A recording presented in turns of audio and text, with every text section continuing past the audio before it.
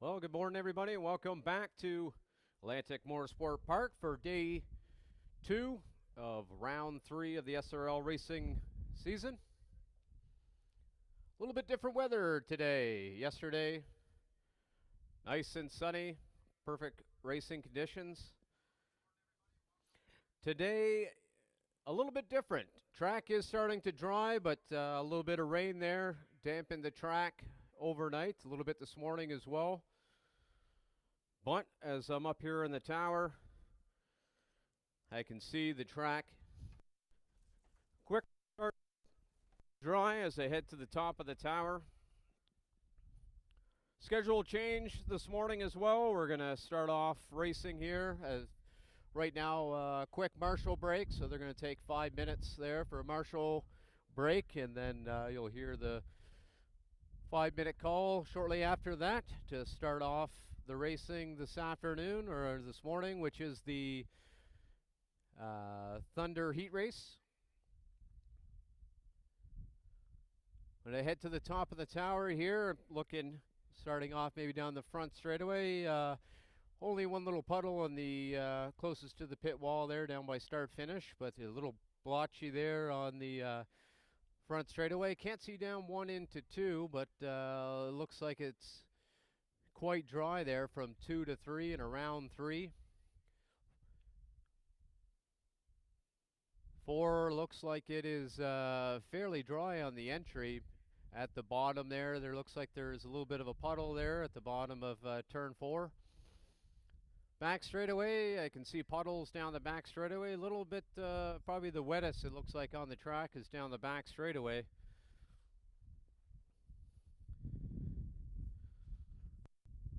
When I first got up to the tower, there was a decent size puddle there heading into turn 9. Looks like it is right on the racing line, so the riders might have to take a little bit of a different line going into turn 9, maybe go a little bit wider. But as I was mentioning when I first got up here, there was a puddle, but even that puddle has drastically changed in size in the 15 minutes that I got up here.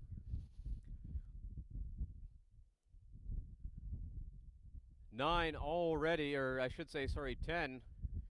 There was some blotchy patches in there. Now 10 is almost completely dry. 11 as well, completely dry here in turn 11. So winds definitely aiding the drying of the track here this morning, and I'm sure in the next 15 minutes it's going to be even quite drier than it is now.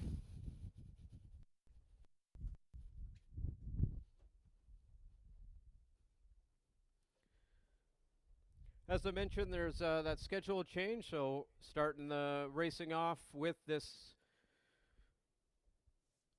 Lucas Oil Thunder Heat Race. 15 riders on the grid this morning.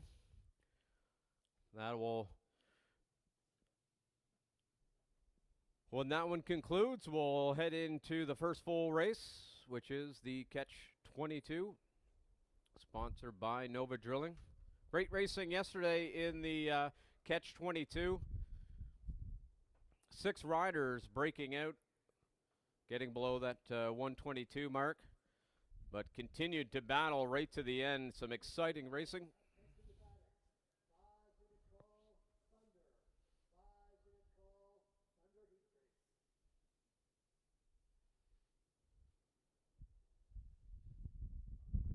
There we go, 5 minutes before the action gets started. Yeah, great racing there yesterday in that Catch 22. Sure, some surprise riders coming in.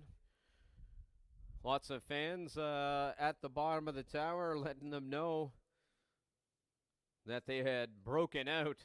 It was quite a fun show there down at the bottom of the tower yesterday with Phil Warnell end up taking the win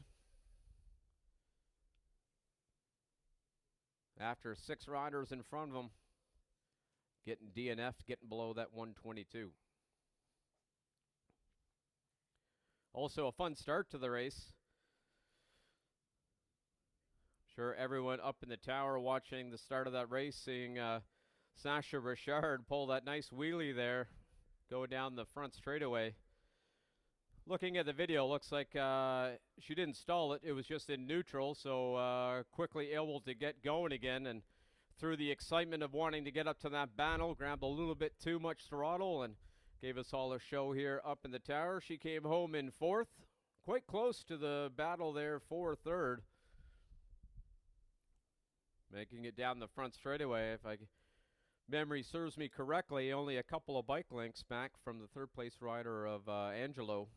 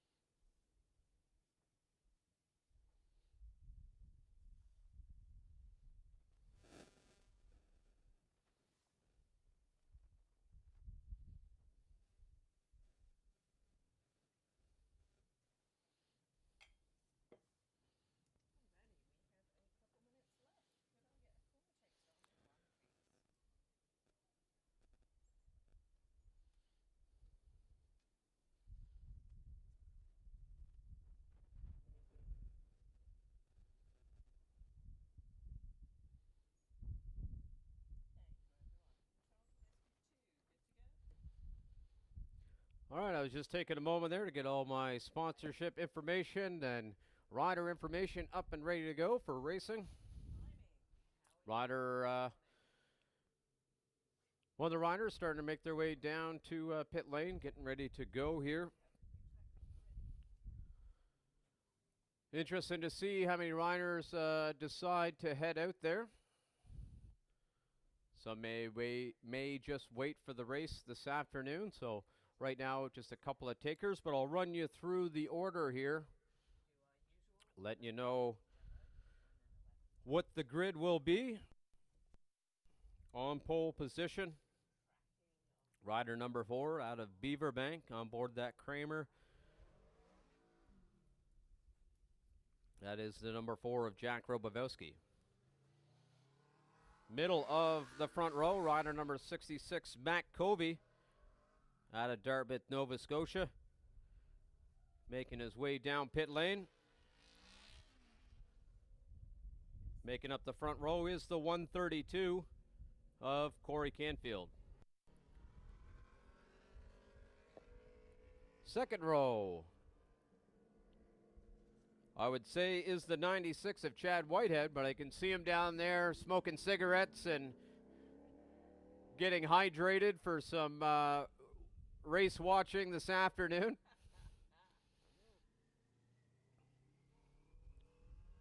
Or maybe not. The tarp's coming off the bike now, so he's, oh, there we go, the big reveal. So he'll be racing this afternoon, just electing to take whatever position he's got coming to him.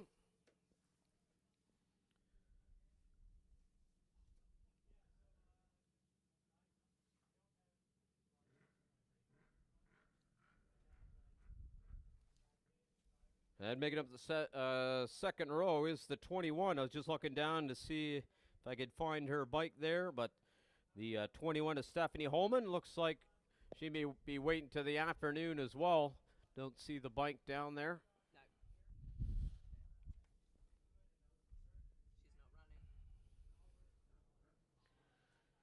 She's not running. The 195 of Angus Campbell as well, not heading out, or the 78 of Jason Rideout. The 60 of Mike Kemp not heading out as well. So maybe I'll just wait to see the riders that have elected to head out there as they make their way around the track.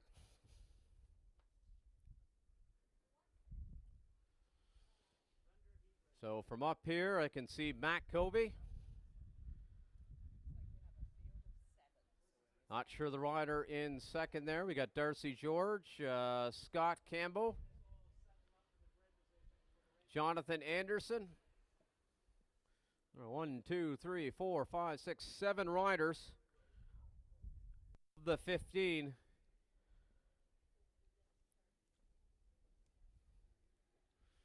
Paul Clark.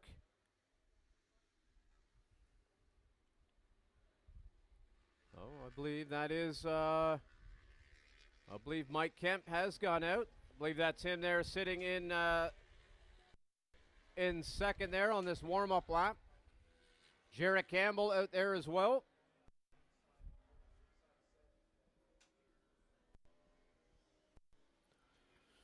All the riders are coming on to the front straightaway here. Just a shout out to Lucas Oil, brought on by Gary McKinnon.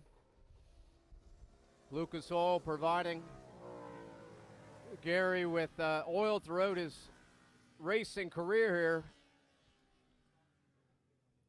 50 plus seasons of racing, and Gary mentioned that he's never had an engine failure while using Lucas Oil product. Great people to work with, and great product. So thank you, Gary, and thank you, Lucas Oil, for sponsoring the Thunder Class this year.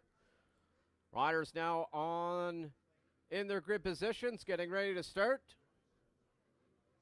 Lonely front grid there for Matt Covey. Has about 2 rows there between him and the next rider. So it is Matt Covey. I believe that was Mike Kemp in second, followed by Darcy George.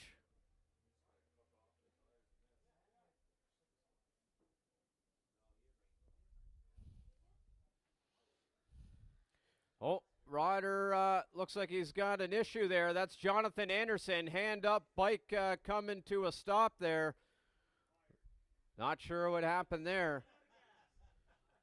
Looks like hearing from the tower here, he just lost his Nova Drilling sponsorship. But down the back straightaway, Matt Covey about 2 seconds ahead of Darcy George down the back straightaway, who has about 3 seconds back to Scott Campbell. Mike Kemp in fourth. Jarrett Campbell up the inside, taking over that fourth place position through turn 7. Comes Paul Clark, looking like an inside move into turn 9, taking over that 6th place position there in turn 9. We'll see the leader, Covey and Darcy George, coming onto the front straightaway. Mike Kemp deciding to call it a race. So now we're down to 6.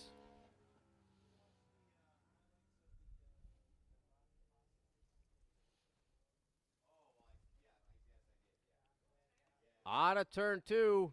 Darcy George a little closer there, coming out of turn 2. Still a little bit of a gap he's got to make up there. I would say it's 1.5 seconds or so, but still has 2.5 laps to go. So interested to see what happens here. Now over the top of 5. Matt Covey got a good drive over the top of 5, opened it back up to about 2, maybe 2.5 seconds there now. But nice battle shaping up here for the last front row position between Scott Campbell and Jarrett Campbell into turn number 7. 1 bike length between the two. We'll see if Jarrett Campbell's do an inside move, almost side by side here now. Here goes Jarrett Campbell, the inside of Scott Campbell. Paul Clark here, he's lurking as well. He might get into the battle here for that front row start as well. They now get the halfway marker.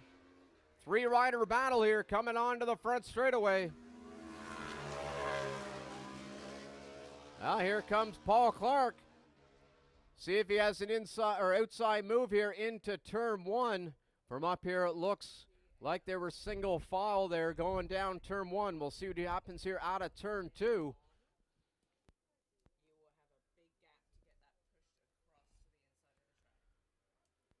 Riders here heading through turn 3. Few bike lengths between the 3 of them now, so they do have 2 laps to go. So interested to see how this battle transpires here as the corners tick away.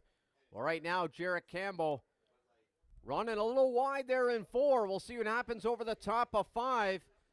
Scott Campbell there lurking back about half a second or more.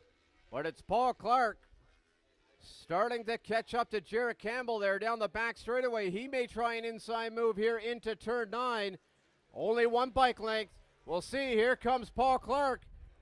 Here he comes. Inside move. Here comes Paul Clark up the inside of Scott Campbell. He ran a little wide there on the middle of turn 9, but able to hold on to that position. So here comes Paul Clark onto the front straightaway.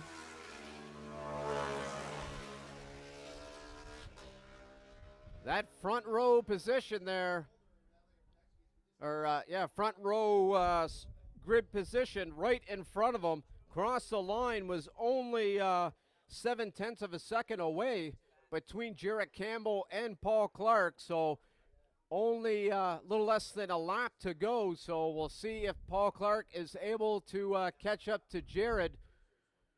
Maybe try and make a move again into turn 9, but right now he's just too far back. Leader, Matt Covey, heading down the back straightaway. He's got, looks like about 3 seconds there now. It was 1.2 across the line, but looks like Darcy George has conceded for this second place position, electing just to bring it on home. So third, fourth, and fifth now down the back straightaway, heading into turn 7. Jarrett Campbell, he's about a second up the road there, so Paul Clark has got a big gap there to try to make up if he's going to want to catch him. Leader, Matt Covey, across the line, taking pole position, followed by Darcy George. Jarrett Campbell coming onto the front straightaway.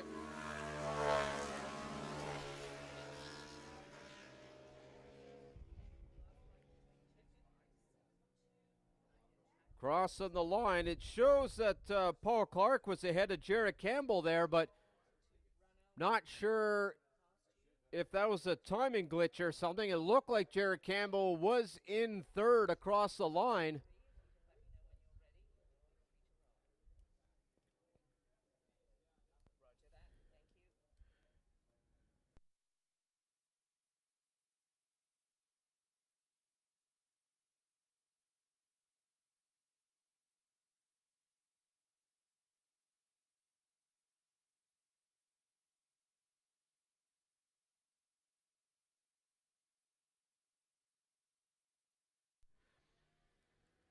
Just got the word. I was looking at lap times, not positions.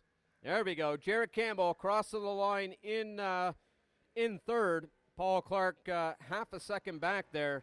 I knew my eyes weren't deceiving me there. Coming across the line in fourth. Scott Campbell making up the second row in fifth. Mike Kemp headed out there, but after a lap elected to just wait for racing this afternoon. A little bit drier track. Pulled in after lap number 1.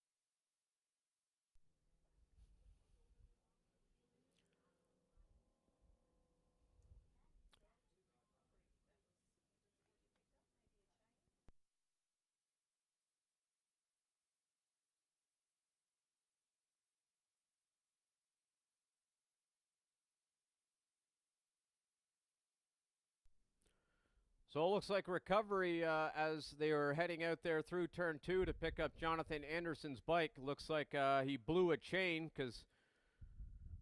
so that explains why he quickly came into a stomp out there. So blew that chain there coming out of turn 2.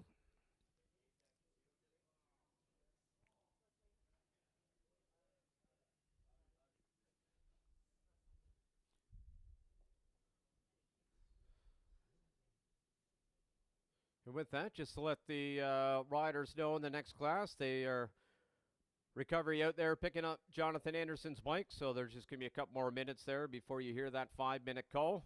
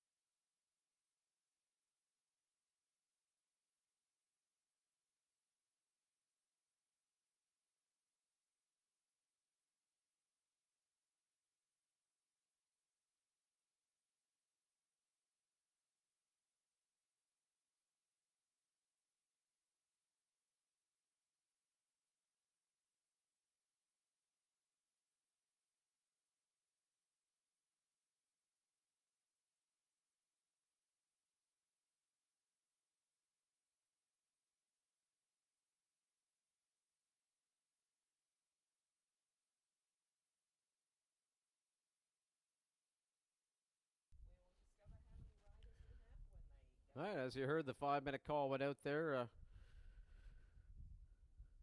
couple of minutes ago. Shout out to the sponsor, Nova Drilling. Continuing to sponsor classes here at part of the sArl Racing Series. Nova Drilling provides geotechnical, environmental, and marine infrastructure drilling services throughout the Maritimes and Nunavut. The main type of drilling offered is diamond core, which provides a bedrock core sample for engineering consultants to design foundations and install environmental monitoring wells. Shout out to Nova Drilling. Thank you for the continued sponsorship. Now on to the riders. Middle of the front row starts with rider number 141 out of Woodstock, New Brunswick, on board a Kawasaki Ninja 250. Sponsored by Tony Martin Plumbing, Downriver Beverage Company, and Sarah Jane, the 141 of Tony Martin. Making up the front row will be the 69 of Ryan Hum.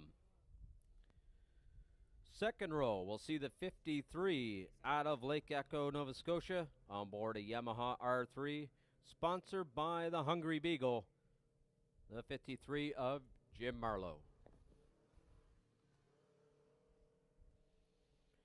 Third row sees the 36 of Lucas Bowl and the 62 of Phil Warnell. Fourth row sees the 12 out of Cole Harbour, Nova Scotia, of Ian Forster. Fifth row, the 153 of Ron Hilchey.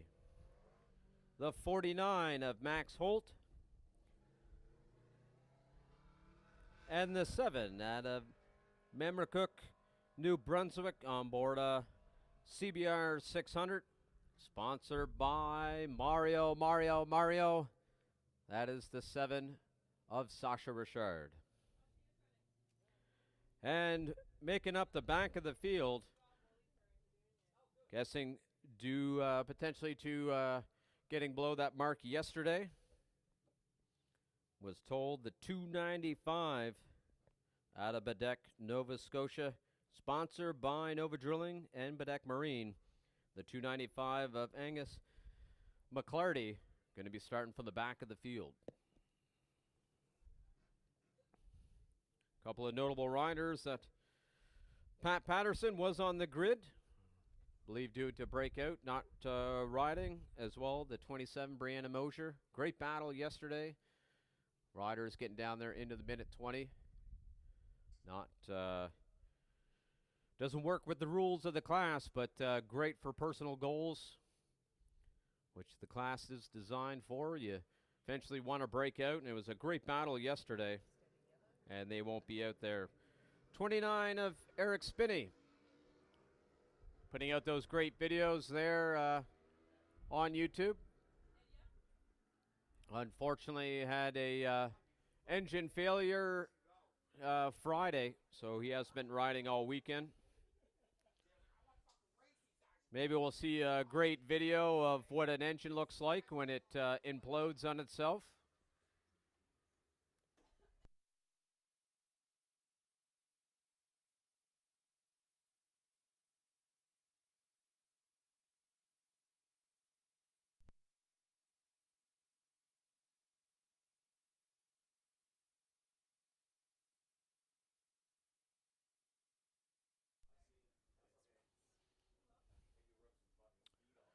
All right, so we got 10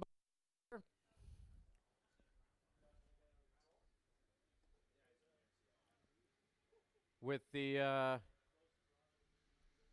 would like to say, 3/4 dry track. I have a feeling riders won't be flirting with that 122 mark this afternoon, but you never know. As the race progresses, the track could get dry in all the areas, so you'll never know what happens here during the race, but I have a feeling that less worrisome than it was yesterday during perfect racing conditions.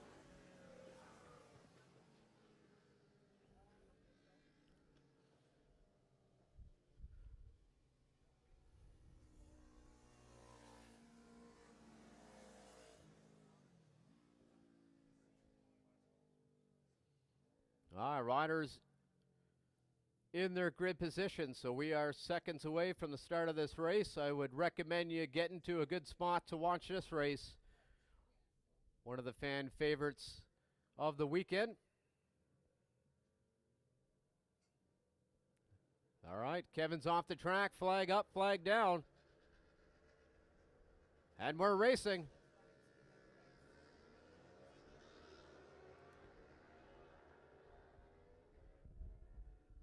Believe that might have been Ryan Hum with the lead down into turn 1.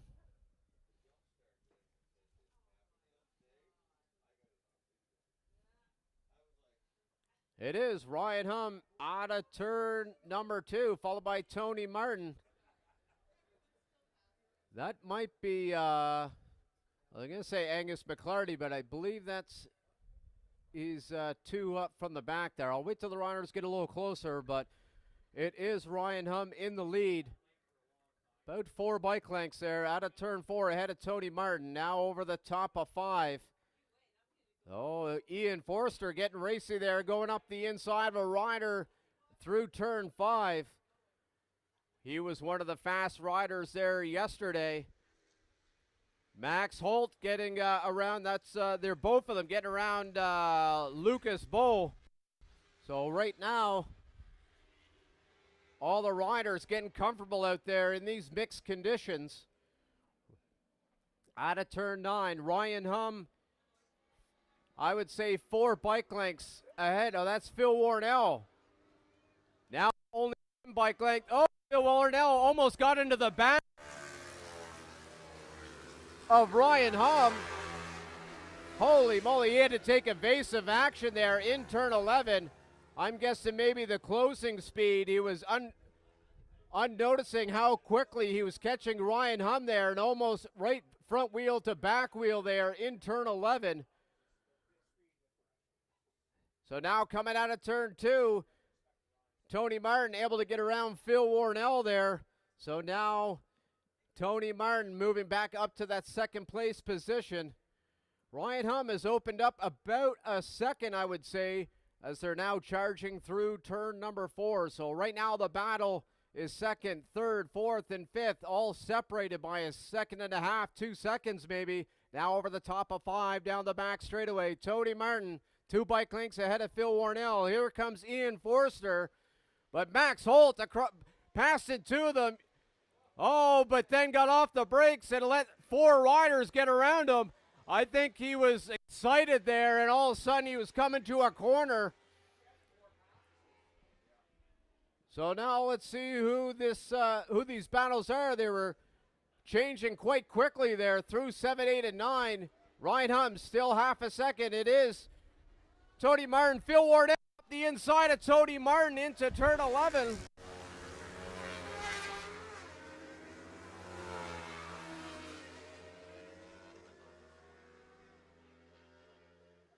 Holy moly, I told you, exciting racing out there in this catch-22.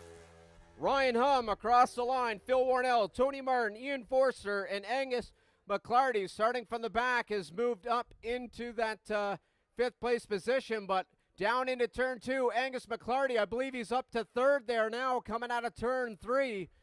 So they are getting a little closer to Ryan Hum as well, coming through turn 4. It is now about 4 bike lengths between those riders through turn 4. So I have a guessing here over the top of 5 down the back straightaway. Angus McClarty on that R3 should be able to get around Phil Warnell there. Sure enough, already past Phil Warnell. Here comes Ian Forster as well, using the horsepower differential. Phil Warnell on that 250. He's got to use the corner speed there to try to get around those riders. But here comes Angus McClarty, letting off the brakes into turn number 9. It is Angus McClarty starting from the back of the pack. Now the leader coming through turn number 10. Ryan Hum, here's Ian Forster. I thought he was trying to move, but it's Phil Warnell up the inside of Ian Forster.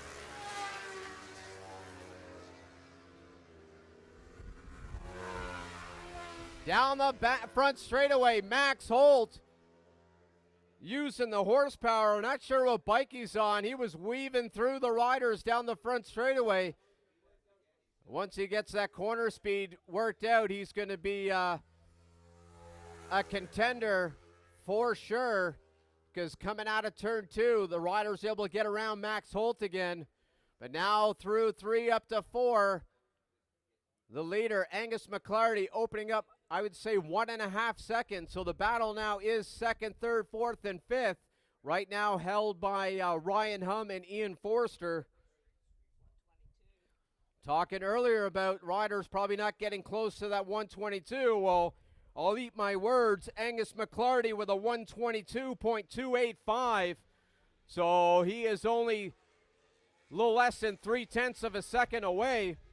Here comes Ian Forster up the inside of Ryan Humm into turn number 9. So another rider that broke out yesterday now moved up into that 2nd position. So we'll keep an eye on Ian Forster's times as well. See what happens there.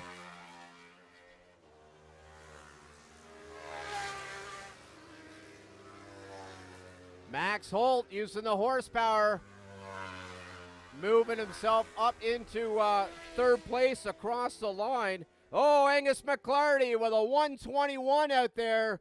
Angus McClarty, you're gone. Now Ian Forster, a 122.8. He's got some clear track now, so this may put Max Holt, the rookie out there, into the lead as well. So Ian Forster, another rider, as I mentioned earlier, getting below the 122s.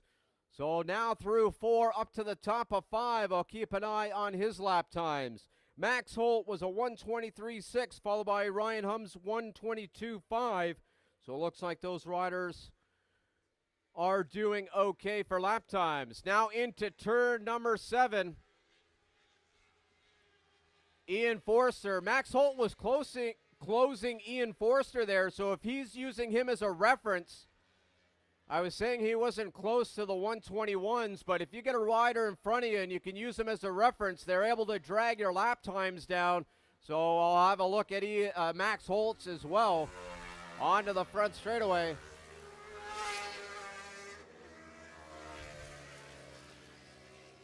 Sure enough, oh yes,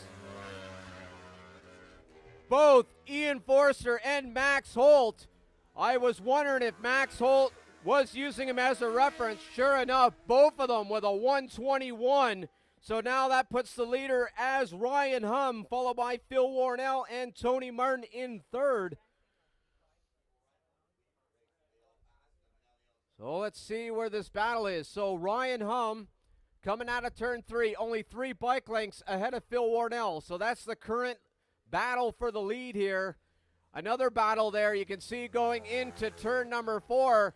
That is Lucas Bull getting around Tony Martin. That's for a podium position as well. So 2 battles happening here down the back straightaway. That's for 1st and 2nd. Coming over the top of 5. That's for 3rd and 4th.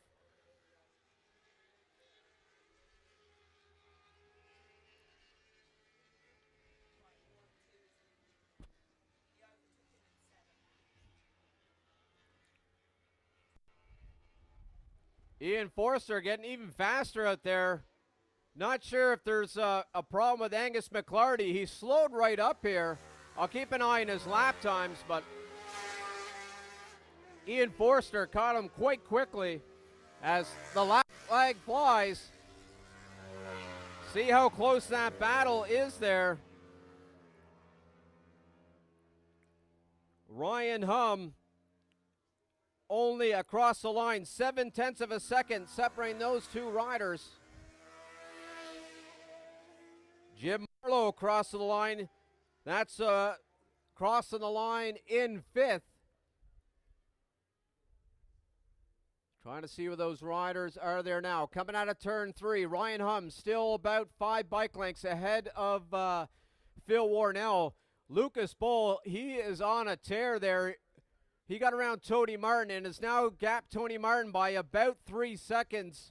Now over the top of 5. I think he may run out of time here, but he's got the power of that R3. If he can get close to Phil Warnell, this is going to be a battle for second. So right now, riders have a good distance between them, so it's all going to come down maybe a drag race down the front straightaway between Phil Warnell on that 250 and Lucas Bull on that R3.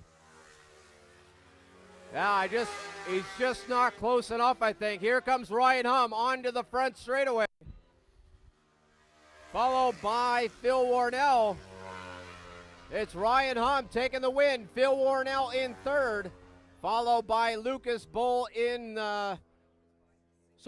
Phil Warnell in second, Lucas Bull in third, Tony Martin crossing the line in fourth. Jim Marlowe coming onto the front straightaway here now with a battle with Sasha Richard taking the position at the line. That is Sasha Richard moving herself up into the 5th place position. That was her sponsor's motivation here up in the tower. Say, go get your suit on. This track is dry. So that 5th place is due to Mario's persistence.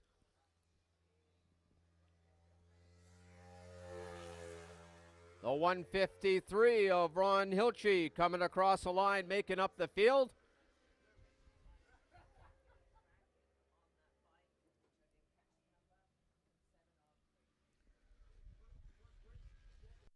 All right, some great racing to start off the day. This now will bring us into our lunch break.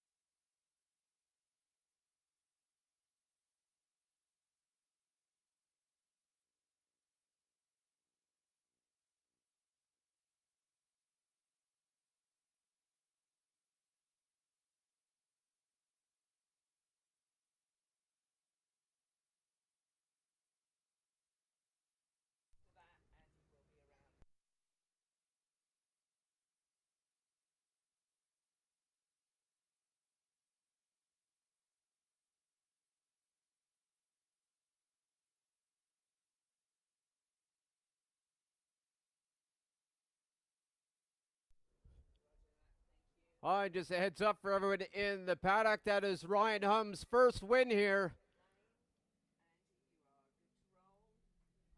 They were going to do a victory lap, but Ryan Humm decided to save the gas coming into the pit. So congratulations to you, Ryan. So that concludes this morning's action there, and we're heading on to our lunch break. So we'll be back to racing after lunch, which will be approximately, say, 1:45. And we'll start off, I believe there's a heat race starting off. Once I find out if there's anything changed in the afternoon, I'll let everyone know. I believe might be a heat race starting us off. If not, we're getting going with the Finish Line Motorcycle Supply Pro Sport Bike second race of the weekend. So I'll see you all in an hour.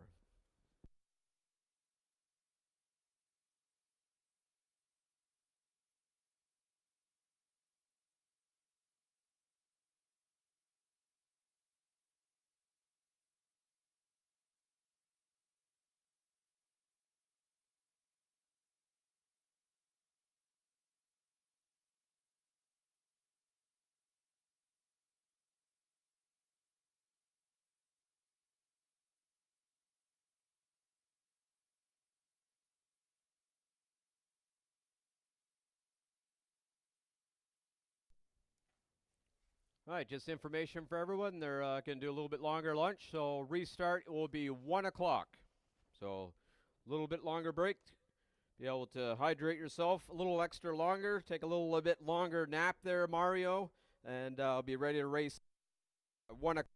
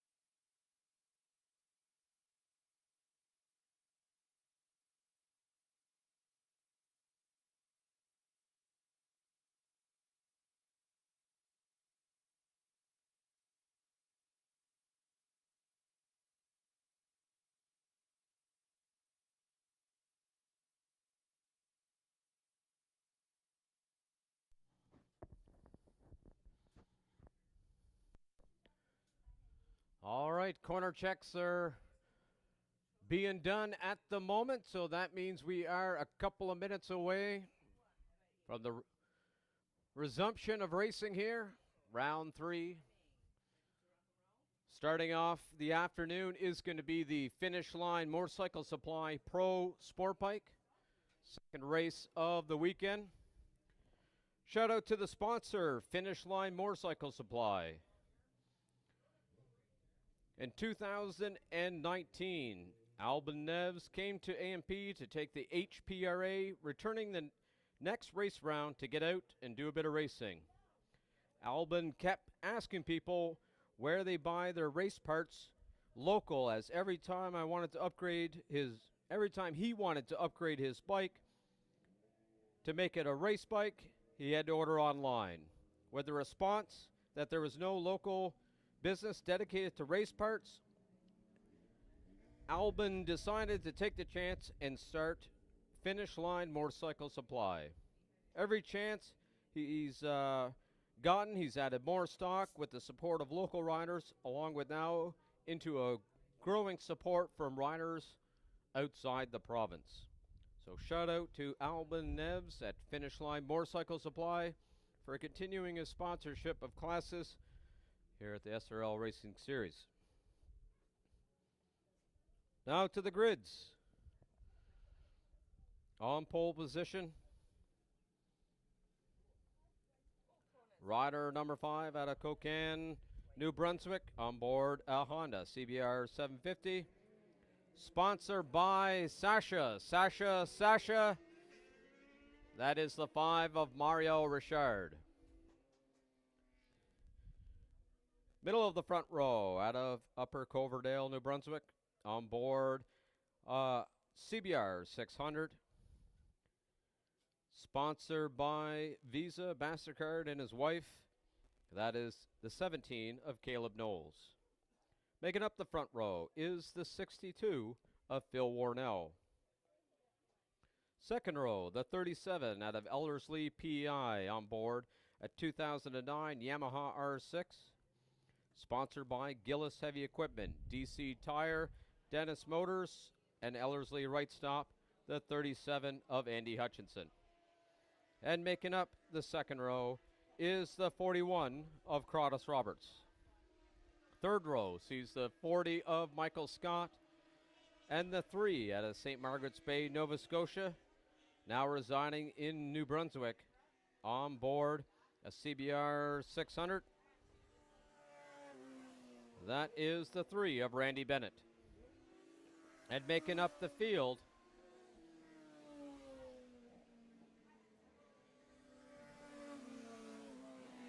trying to remember his number. He hasn't been here. There it is, the 134 of Matthew Jollymore. Riders are now in their grid positions.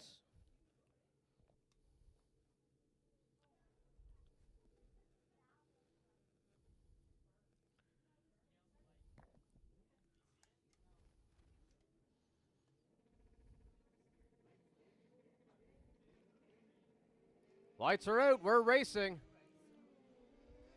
I believe that's Phil Warnell. No, it's Mario Richard. Phil Warnell in second. Believe Andy Hutchinson in third. Caleb Knowles not with a great start there. Continuing to get little wheelies there from that CBR 600.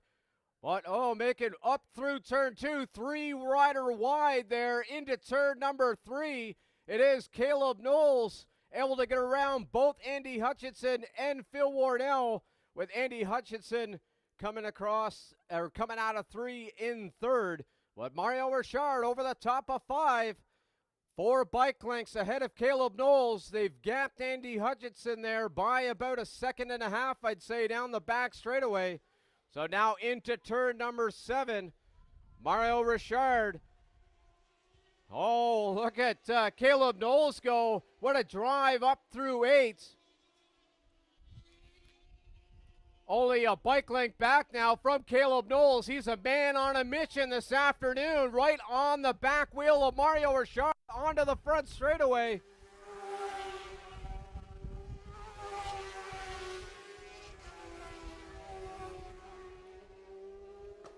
Andy Hutchinson cross the line in third, followed by Phil Warnell and Matthew Jollymore. Only about 2.5 seconds separating third, fourth, and fifth. Oh, Caleb Knowles down in turn two, able to get around Mario Richard. We'll see if Mario Richard is able to answer back. Right now into turn four. About 2 bike lengths, so still this is a 10-lap race, so lots of racing here to happen over the top of 5, down the back straightaway.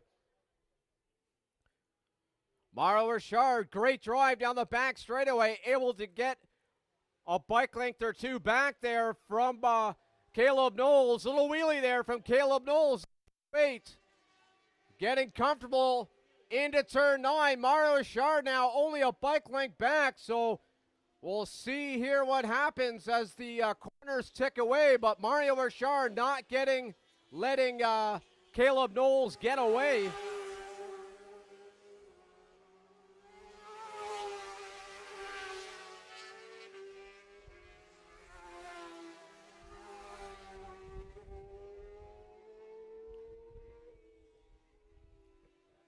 It looks like there's a battle that may happen here between second and third.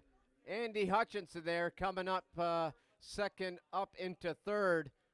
Seemed to open up a little bit more there. Looked like it was a little bit closer, so down from 1 into 2, opened up a little bit, but Phil Warnell, I'm sure, is going to fight hard here, trying to close back up. That's for the last podium position there of this finish line Motorcycle Supply Pro Sport Bike. Second race of the weekend. Back up to the leader, Caleb Knowles, making his way towards turn number 9. About 3 bike lengths back is Mario Richard. He's going to continue to try to close in on Mario Richard, of Caleb Knowles. Looking at the lap times, both the riders into the minute 11s. Phil Warnell was definitely faster there. It was by half a second, so now he is less than a second back from Andy Hutchinson.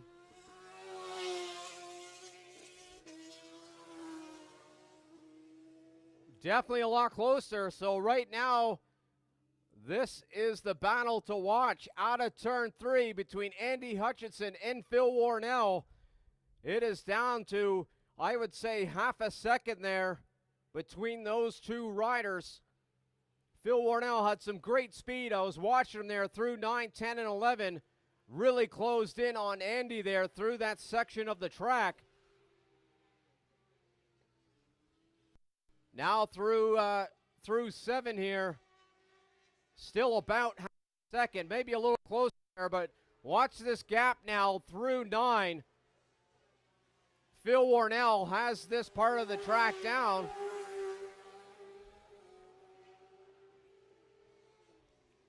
Andy Hutchinson a little tidier there this time through 9. Oh, we got a rider down in turn 1. There's a yellow flag there in turn 1.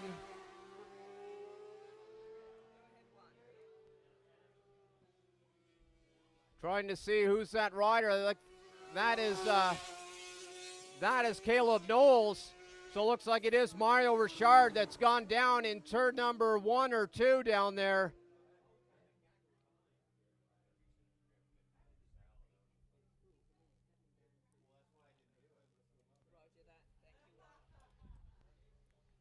Keep an eye on what's happening there. Caleb Knowles, a lonely ride in the lead there now. Second place rider is now Andy Hutchinson, followed by Phil Warnell.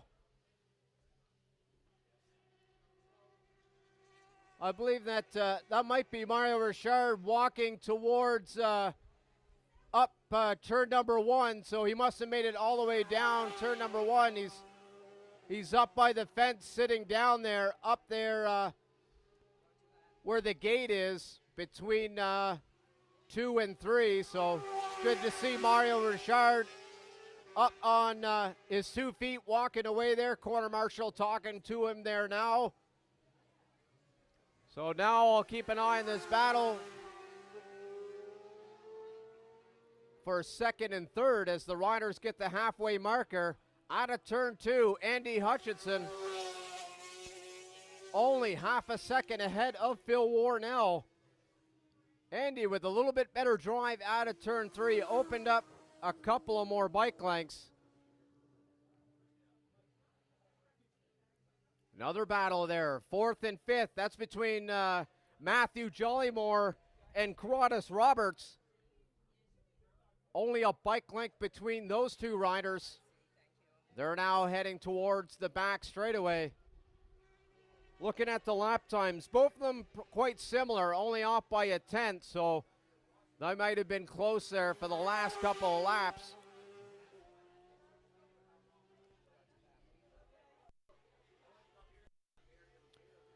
All right, here's this battle for second and third. Coming onto the front straightaway, Andy Hutchinson.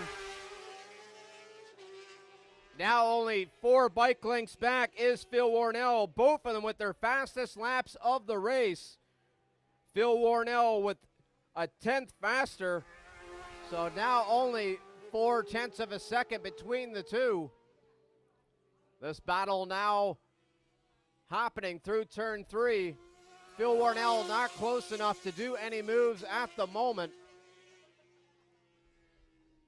And again, Andy opening up a couple more bike lengths between 3 and 4, so he's able to get a better drive out of turn 3.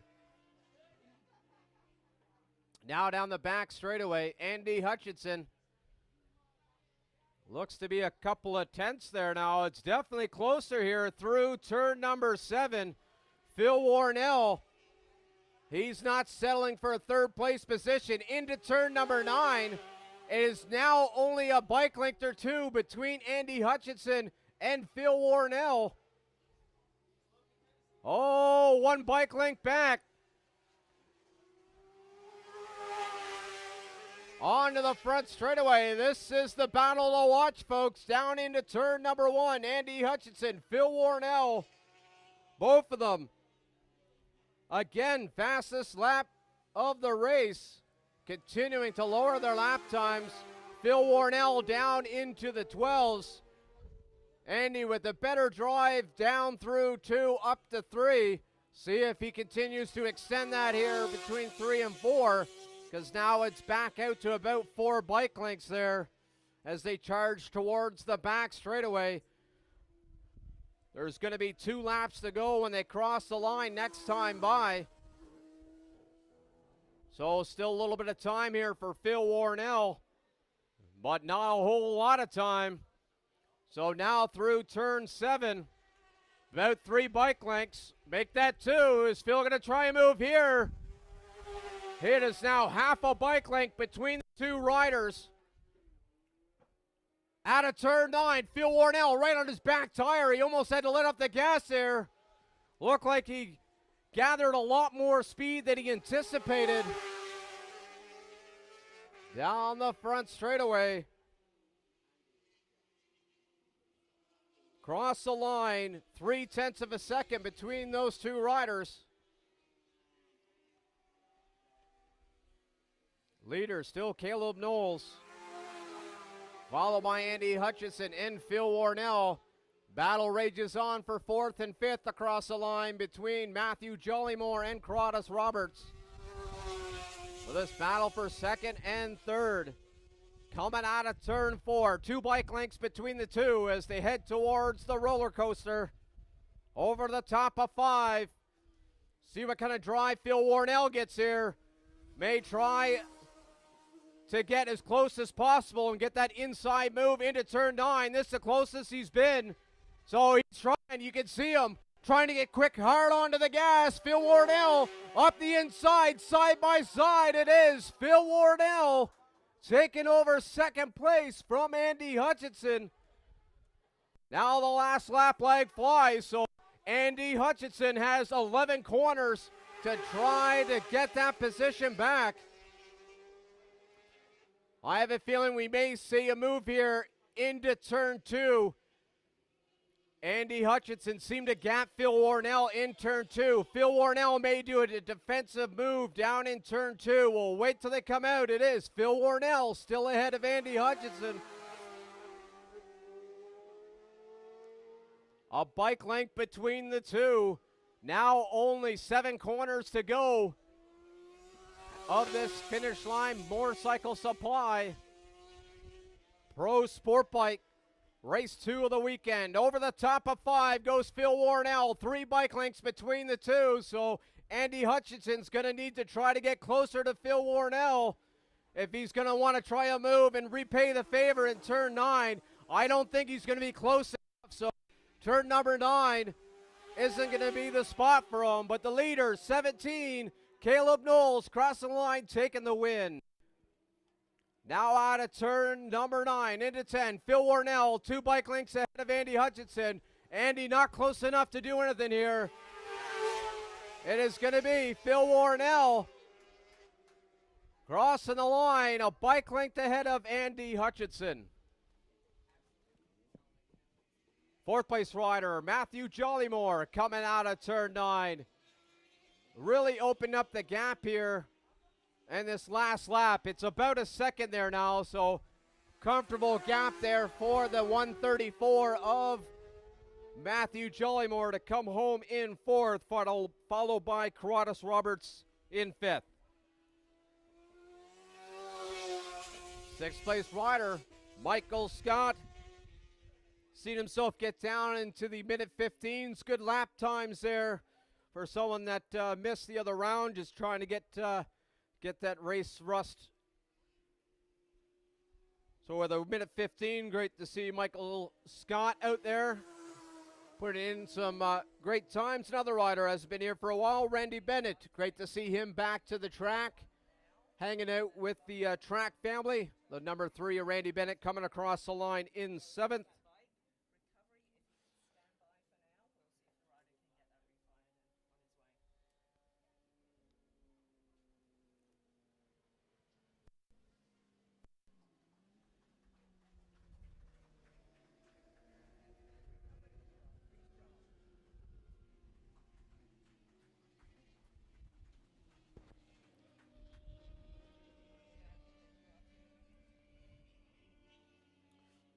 Oh, it looked like Andy Hutchinson is almost going to drive into the pit wall after seeing Corey Canfield rubbing his nipples.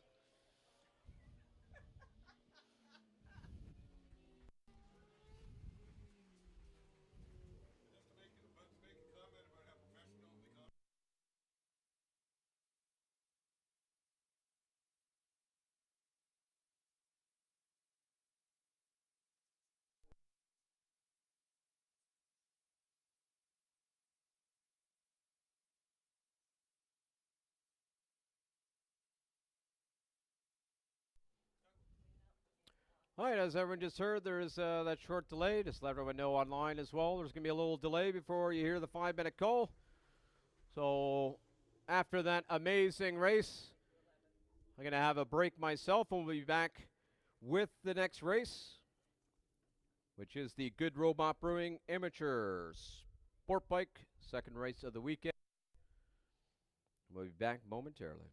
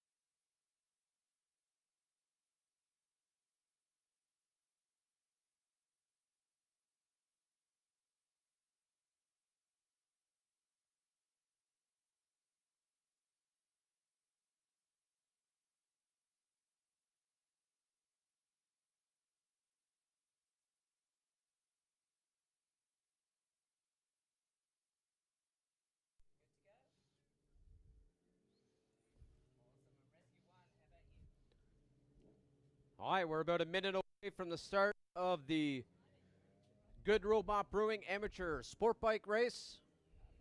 Shout out to Good Robot Brewing for sponsoring the amateur sport bike category for the 2026 season.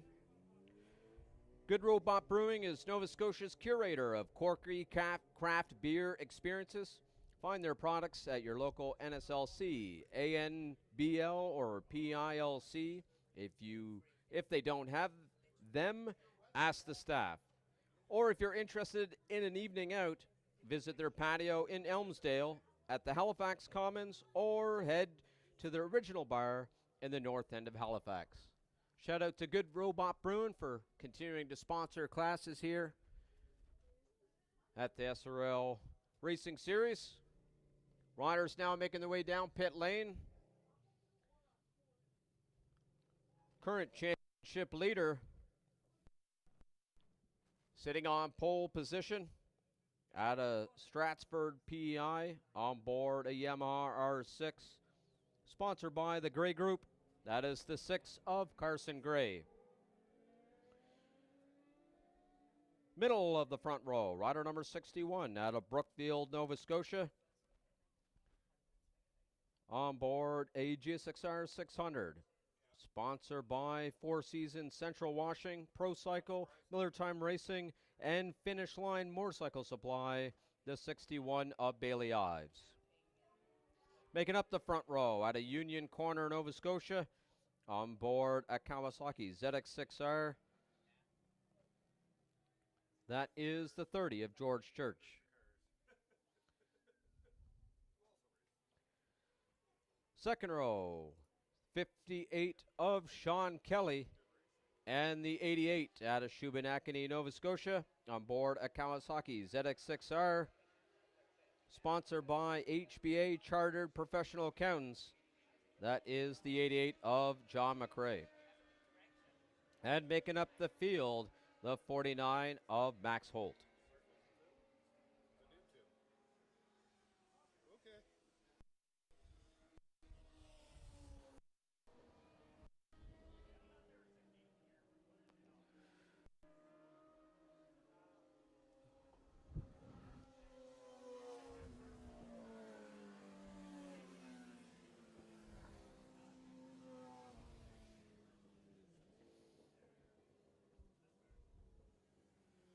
All right, riders now making their way to the grid positions. I'd recommend you get to your favorite spot to watch this race.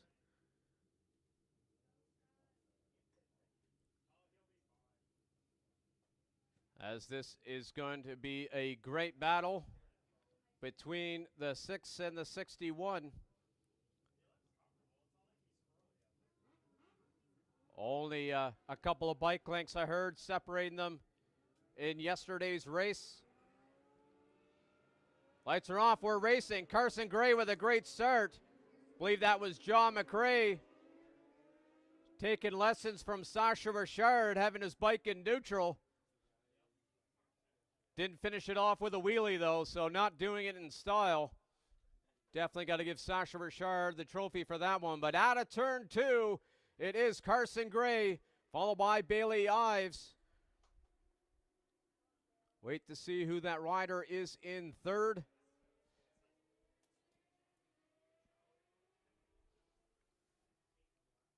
Out of turn 4, over the top of 5. Carson Gray opening up about 4 bike lengths. Great drive over the top of 5.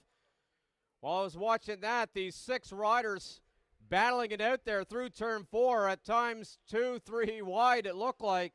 So great battle here into turn number 7. I believe that's George Church, followed by Sean Kelly. Max Holt getting racy there. So great battle. That's for the last podium position. John McRae looking to go up the inside of that rider there to see who that is. I believe that's Brianna Mosier there. So great battle there happening further back in the pack. That is Brianna Mosier. She wasn't on the registration, so maybe she got below the 122 mark and has elected to move up into the sport bike category. Great to see that from Brianna Mosier. Immediately battling with that pack there. 6 riders battling it out into turn number 3. Looking up at the leaders there over the top of 5, Kirsten Gray has opened up, I'd say, a second and a half over Bailey Ives. So my battle to watch here is first, second, third, and fourth between that's Pat Patterson. Pat Patterson as well has joined it. I thought it was Pat Patterson, but was saying George Church. It is Pat Patterson in third place, followed by Sean Kelly, Max Holt. There's George Church. No, yeah, got George Church bike confused with Pat Patterson. One a bright yellow and the other one a purple. Oh, Pat Patterson too hot into turn 9. That's allowed both Sean Kelly and Max Holt to get around. See what happens here now on to the front straightaway.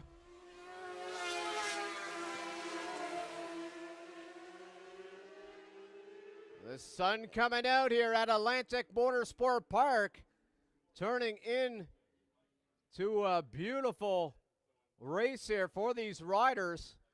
Warming up the track, giving them that extra grip out there. Out of turn number 2, it is Sean Kelly. 4 or 5 bike lengths ahead of Max Holt, followed by Pat Patterson. Then George Church, Brianna Mosier, and then John McRae sitting there. I believe that is 8th for John McRae. Leader, Kirsten Gray, coming out of turn 9. Now has, I believe, about 5 seconds there over Bailey Ives. So Carson Gray definitely has the upper hand here this afternoon. He's in the 12s. Bailey Ives, not sure what's going on with that GSXR 600.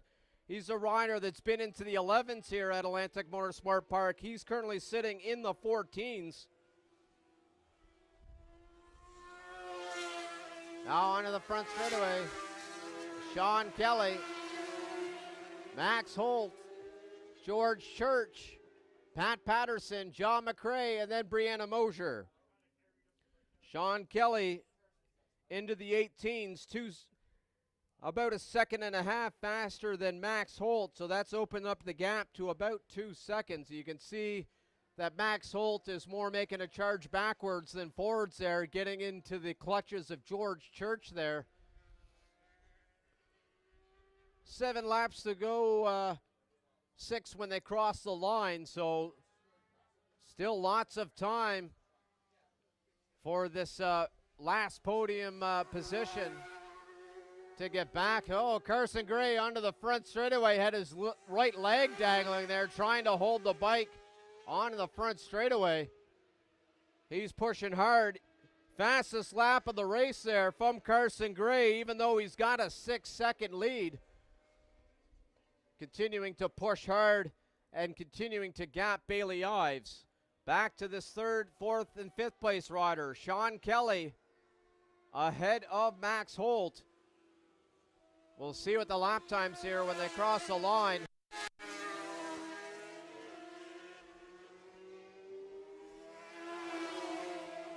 Yeah, I thought they were a little faster than Sean Kelly there. Both Max Holt and George Church were about 5 to 6 tenths of a second faster than Sean Kelly, and coming out of turn 2, they are a little bit closer here, so 5 laps to go here in this Good Robot Brewing Amateur Sport Bike race. So we might be seeing a battle for that last podium position here in the next, if not lap, could be lap and a half here. Carson Gray crossing the line, getting the halfway marker. I see Corey Canfield down there giving him the sign to let him know that he has a large gap ahead of Bailey Ives. So we'll see how that works out with his lap times. His last lap time was about 4 tenths of a second slower than his fastest. So he may start to be in a pull it home, bring it home kind of mentality there now, but we'll see across the line if he's going to continue to push her.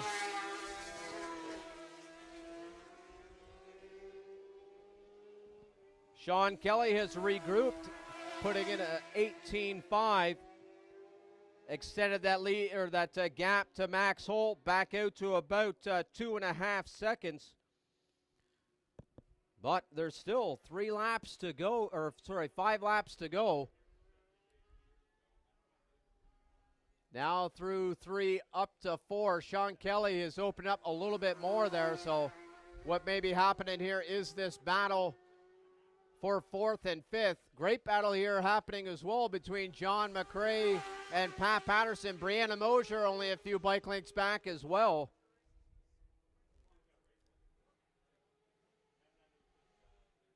Now over the top of 5 comes those 3 riders. About 2 or 3 bike lengths between each of them.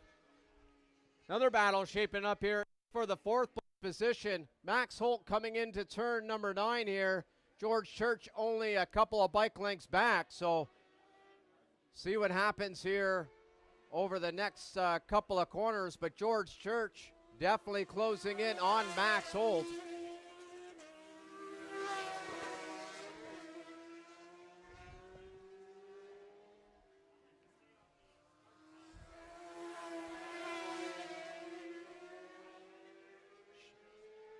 Interesting enough, Sean Kelly putting in a 19.8, but it is Max Holt with the slowest of that 3 people with a 120.6, with George Church getting around Max Holt there down in turn 2. So now we'll see if George Church, with a little bit of free air here, is able to close in on Sean Kelly. Looking at the gap here, it was 3 seconds. But Sean Kelly got back into the 19.8s there.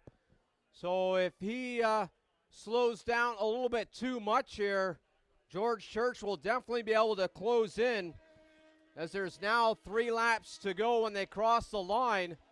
A couple of seconds per lap is definitely enough for George Church to get into that fight for that podium position. It's whether or not he continues to push and push, whether that yard is close enough to allow him to get a little closer there to Sean Kelly.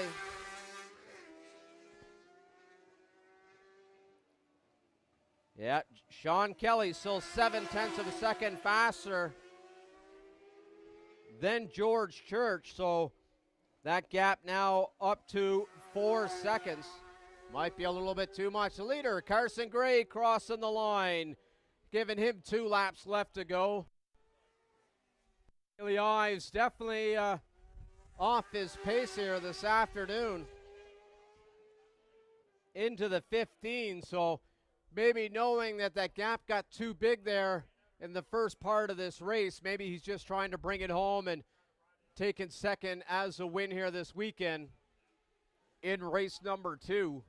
Third place rider Sean Kelly coming off the back straightaway. The gap looks to be about the same there. George Church gapping Max Holt. That's opened up to about 4 seconds, I would say. So the battle to watch here is Pat Patterson, John McRae. John McRae getting racy here. Is he going to try an inside move of Pat Patterson? Brianna Mosier right there as well. Here they come out of turn number 9. Carson Gray catching them as well. He may wait to the front straightaway there. He knows he's got a big gap. So now here comes Carson Gray. He's got to get around all 3 of them with the last lap flag flying. He's got the 3 riders. He got 2 of them there down into turn 1, so the next rider will be down into turn 2.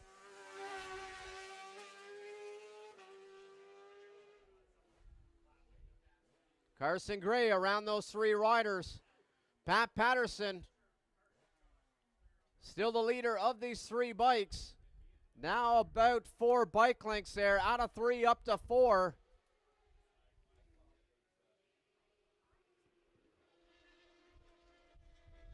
Coming onto the back straightaway now.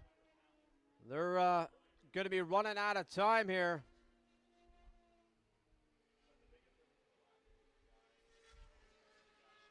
Off the back straightaway. Yep, still about 4 bike lengths. Brian back from John McCrae there by about 4 bike lengths. I'm going to follow the leader though.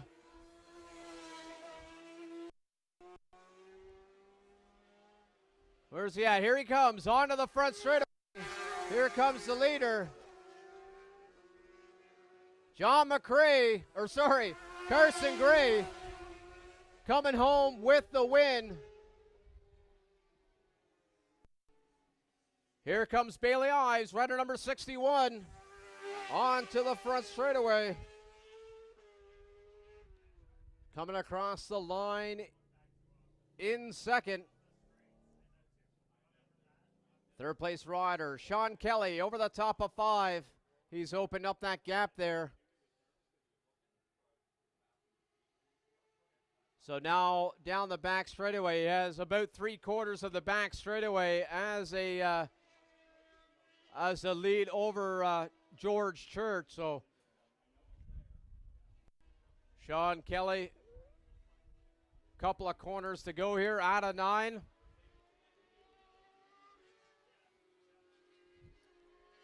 Sean Kelly with his first podium there in the sport bike category.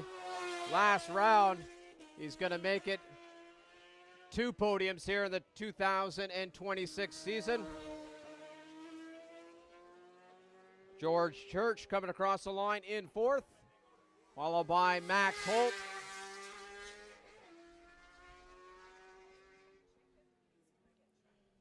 In 6th was Pat Patterson putting in his fastest lap that last time by, trying to hold off John McCrae in 7th. Brianna Mosier making her presence here in the Good Robot Brewing Company Amateur Sport Bike, putting in a great lap time for her with a 1:20.8. Glad to see Brianna Mosier heading out into the sport bike category.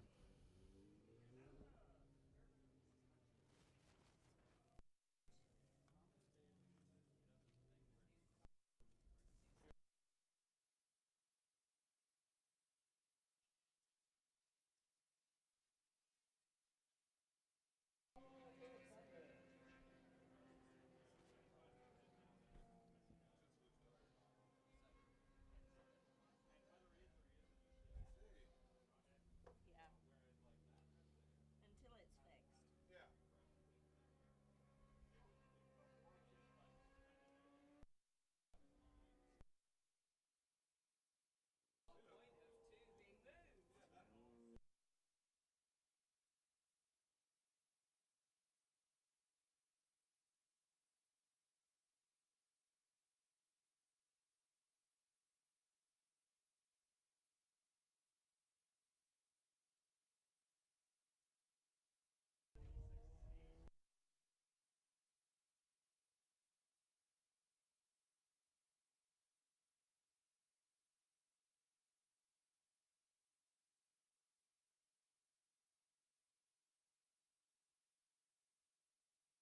Good one.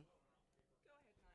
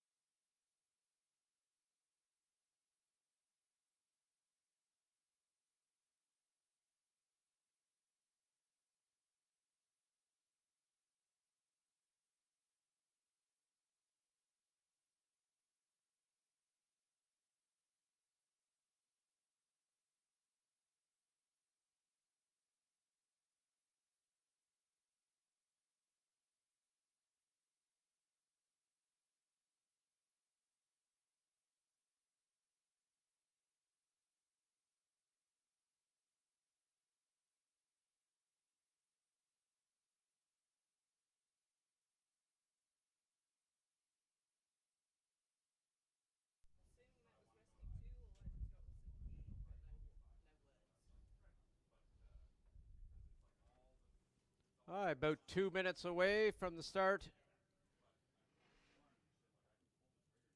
of the next race, or at least the riders heading out for it. The next one being the Lucas Oil Thunder. 15 riders in this for this race.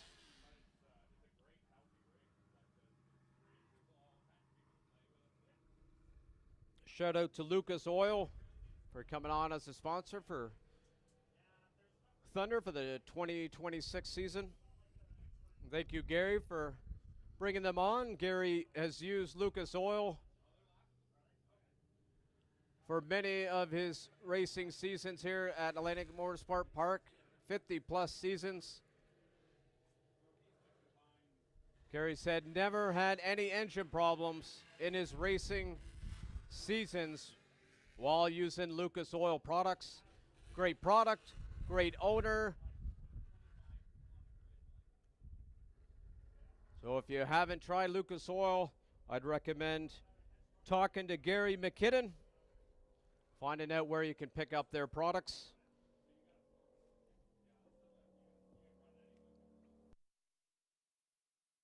All right, on pole position.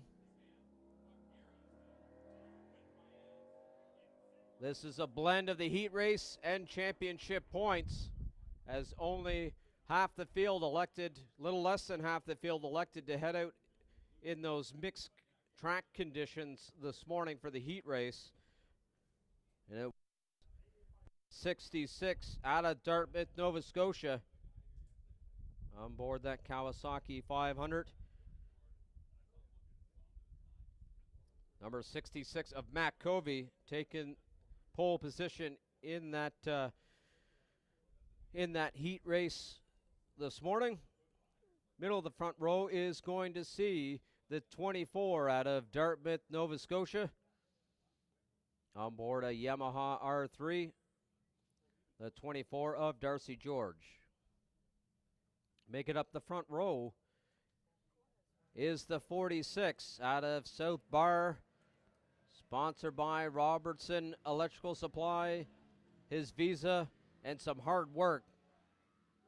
That is the 46 of Jared Campbell. Second row is the 68 out of Sambro,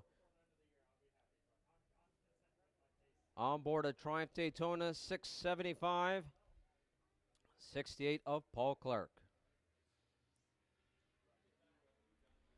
Making up the second row is the 72 out of Sambro Head, on board a CF Moto 450, sponsored by Sambro Cycle Service, Cam Mac Motor Sports, and Jam Man Leathers. The 72 of Scott Campbell. Third row is the 60 out of 9 Mile River, Nova Scotia, on board a Kawasaki 400. I believe he's on a 500. We'll have to confirm with Mike. That is the 60 of Mike Kemp. Middle of the third row is the 111 out of Inverness, Nova Scotia, on board a Yamaha R3, sponsored by Nova Drilling, the 111 of Jonathan Anderson. Making up the third row, the 4 out of Beaverbank, on board a Kramer. That is the 4 of Jack Robowski. Fourth row is the 132 of Corey Canfield into the 96 of Chad Whitehead. Fifth row, the 21 out of Oakfield, Nova Scotia, on board an RS 125, sponsored by ProCycle, Burnside Brewing Company, and GNS Equipment Rentals, the 21 of Stephanie Holman. It's also the 195 of Angus Campbell, the 78 of Jason Rideout, the 97 of Dwayne Finley, and the 69 of Ryan Hum.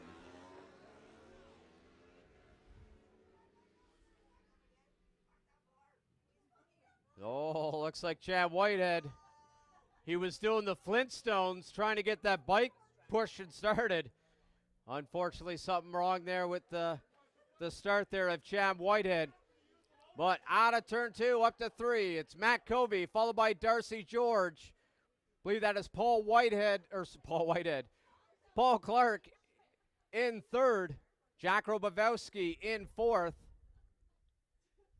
Wait to see the riders get closer to see who is in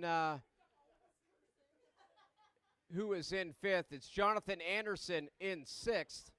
That's Corey Canfield in fifth, followed by Jonathan Anderson and Jared Campbell. Out of turn 7, Matt Covey, about 5 bikes ahead of Darcy George. Jack Robowski into third place there. He is about half a second back from Darcy George. Paul Clark there in fourth. Paul Whitehead, Corey Canfield.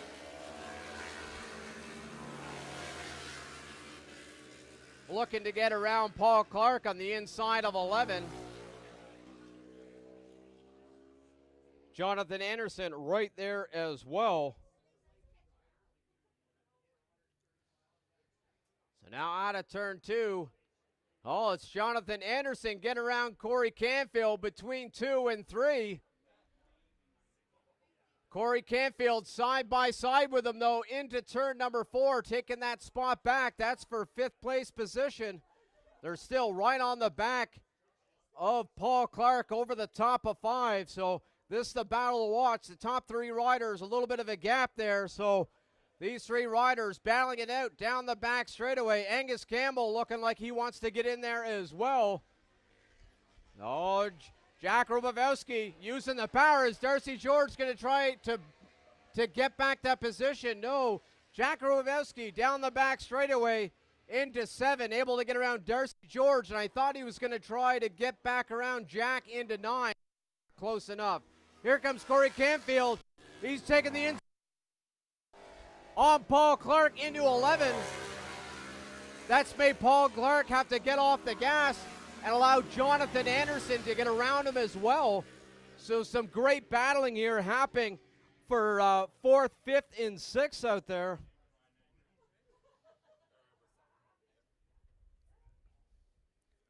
So now out of turn 2, Corey Canfield holding off Jonathan Anderson. It's about 3-4 bike lengths there now. Also have to keep an eye on this gap between Matt Covey and Jack Robowski.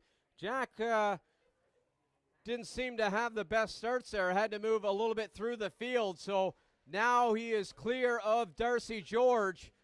Believe he is charging towards Matt Covey there. I think this is the closest he's been yet. Still about a second and a half there, so still some room to go. Corey Canfield able to pull away from Jonathan Anderson himself, so now they're gapped. So the battle to watch here now is between Paul Clark and Angus Campbell. Chad Whitehead trying to charge through the field, coming onto the front straightaway.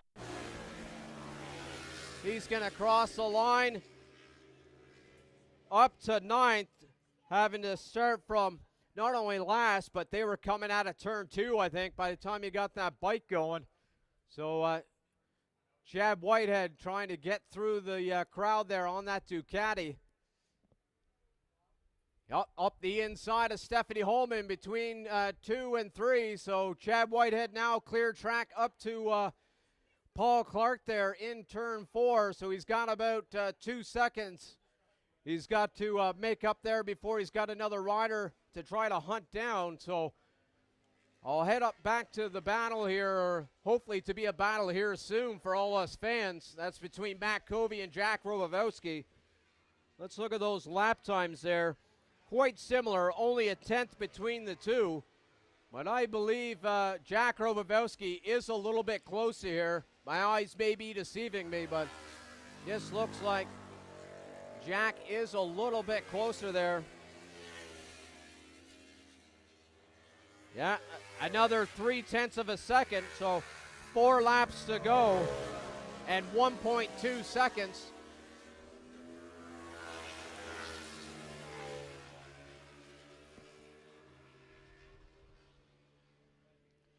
Interesting fact, Chad Whitehead was the fastest rider out there. So we would have seen the battling between himself, Jack Robowski, and Matt Covey, I'm sure, if it wasn't for a better start there from Chad Whitehead. But now over the top of 5, Matt Covey looks like he might have extended another 10th here this time by down the back straightaway. But Jack Robowski closing it in onto the back straightaway. Has he ever closed it in? It is now down, I would say, to about 0.3 of a second into turn number 9 between those two riders. Another rider closing in, Corey Canfield. I wasn't following that gap. He is now only about 4 bike lengths back from Darcy George. That's for a podium position. So 2 battles here shaping up. And it wasn't Matt Covey slowing down. It was Jack Robowski putting in his fastest lap with a 14.8.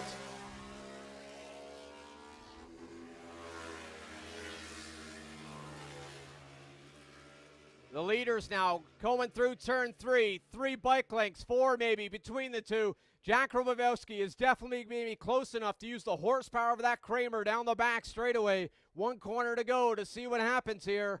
Over the top of 5, here they come. Oh, great drive from Matt Covey over the top of 5. Gave him a couple of more bike lengths, but here comes the Kramer. Not close enough to do anything. We'll see what happens here into turn 9. About 3 bike lengths between the two.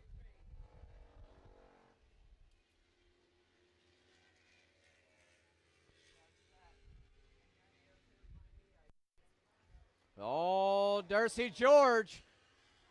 I believe Corey Canfield got around Darcy George. Darcy George taking that inside move into turn number 9. Able to get it back from Corey Canfield. Let's see across the line. It was Darcy George with a drag race. While I was watching that, something happened with the 68 of Paul Clark. Not sure what happened with him. He had a mechanical there, so Paul Clark having to pull off. Fortunate there for the 68 of Paul Clark. Leader Matt Covey coming around turn 4, about 3-4 bike lengths ahead of Paul Clark. So there's 2 battles to watch. Them 2. Great drive again from Matt Covey over the top of 5. He gets some good traction over the top of 5. Good speed. But also watch this battle. Here comes Corey Canfield side by side with Darcy George. Able to take over that podium position from Darcy George. Watch. See this dive bomb into turn number 9. Here he comes again. He says, I don't think so, Corey Canfield. Taking that 3rd place position right back again from Corey Canfield. Now coming on to the front straightaway. Here they come. Darcy George, Corey Canfield. This is the last lap here. Drag race to the front. Darcy George held them off by like 0.7 of a second.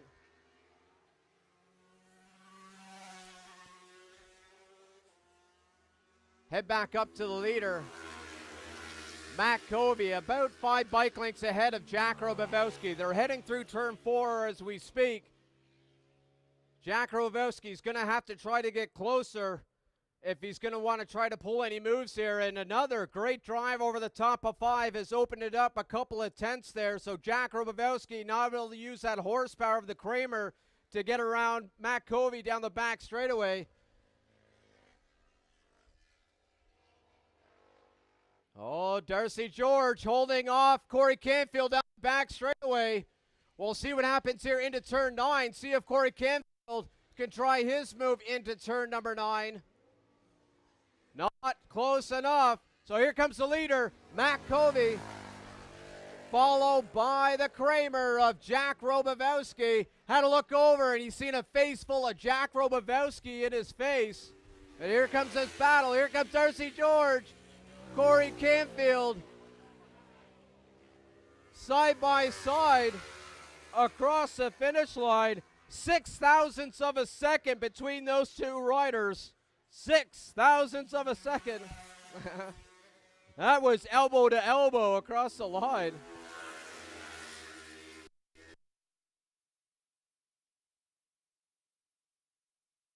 See George holding off the hard-charging Corey Canfield. Chad Whitehead able to put his fastest lap of the race, moving himself up to 5th with a 14.8. Jonathan Anderson finishing in 6th, followed by Angus Campbell and Stephanie Holman. 9th sees Jarrett Campbell, followed by Dwayne Finley in 10th. Jason Rideout, Scott Campbell in 12th, and unfortunately, Paul Clark not able to complete it due to a mechanical, would have finished in 13th.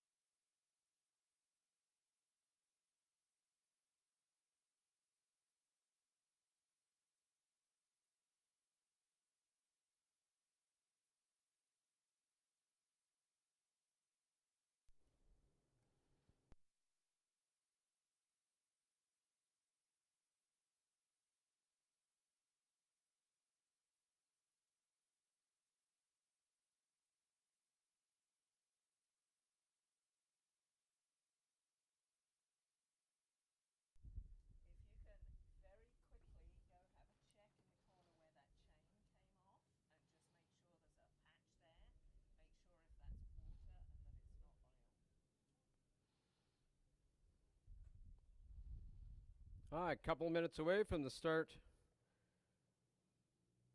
of the next race, which is the Stephanie Napier Formula Femme. Thank you to Stephanie for sponsoring Formula Femme for 2026. Stephanie is a registered massage therapist offering a blend of therapeutic and wellness massage at her home base massage studio located in Ketch Harbor, Nova Scotia, focusing on pain relief and injury rehabilitation while also offering relaxation massage. She is dedicated to helping you achieve a pain-free and active lifestyle. Thanks again, Stephanie, for sponsoring the class. Now to the grid, on pole position. Rider number 196, out of Ketch Harbor, Nova Scotia, on board a ZX6R, sponsored by Rally Motoplex, Halifax Motorsports, and T2B Interiors. That is the 196 of Kristen Whitehead.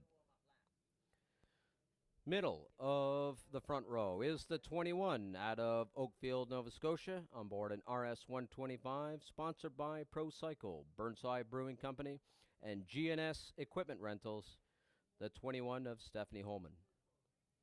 Making up the front row, rider number 27, out of Lower Sackville, on board a Yamaha R6, sponsored by Liberty CC, Plus Racing, and KYT, the 27 of Brianna Mosier.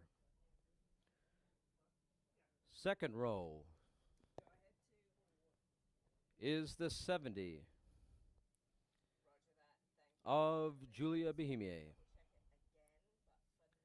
And making up the grid, rider number 7 out of Memricook, New Brunswick, on board a GSXR or CBR 600, sponsored by Mario.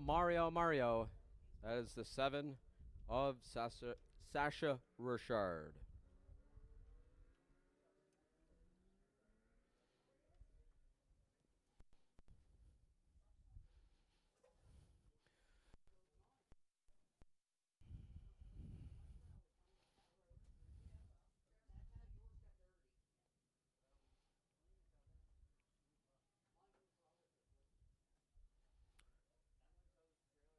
Riders now out on their warm-up lap, making their way through 3 to 4. So we are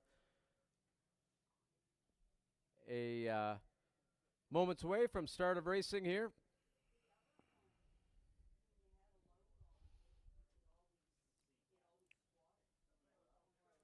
The motion of the day, I keep looking up at these clouds. Down the back straightaway, that cloud made a shift a little bit here towards us. Looks like it's going to continue away from us. So hopefully that continues this afternoon. Looks pretty wet over there in Truro area. They can have it.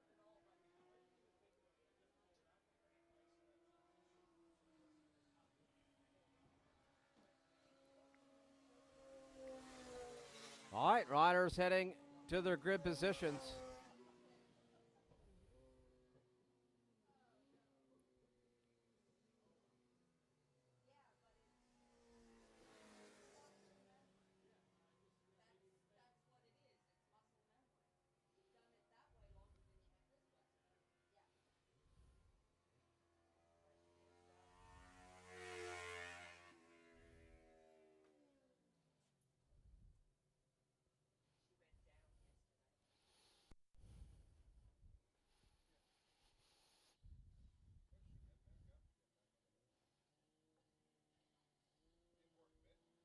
All right, Kevin's off the track. They're in the starters' orders, and we're racing.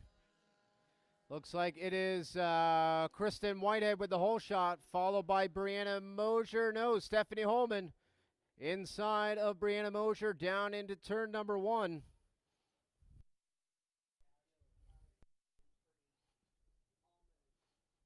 Out of turn 2, Kristen Whitehead, followed by Stephanie Holman, Brianna Mosier, Sasha Richard, and the 70 of Julie Behemier. Definitely got to get that right.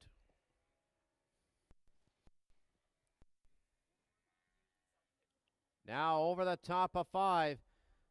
Very close there between these top 3 riders. Few bike lengths there between Kristen and Steph. Bike length back though is Brianna. But now through turn 7, this is where that RS is going to excel through the twisty corners here. Right on the back of Kristen. Maybe we'll see an inside move here into 11. Let's wait and see here. Out of turn 9 to 10. Kristen able to open up a couple of bike lengths there, so not a move coming this time by.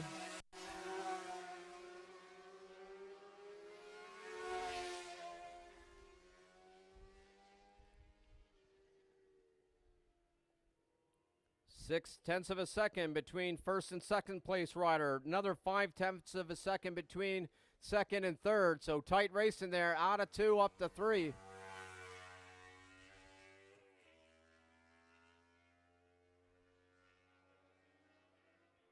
Kristen and Stephanie got Brianna there a little bit between 3 and 4.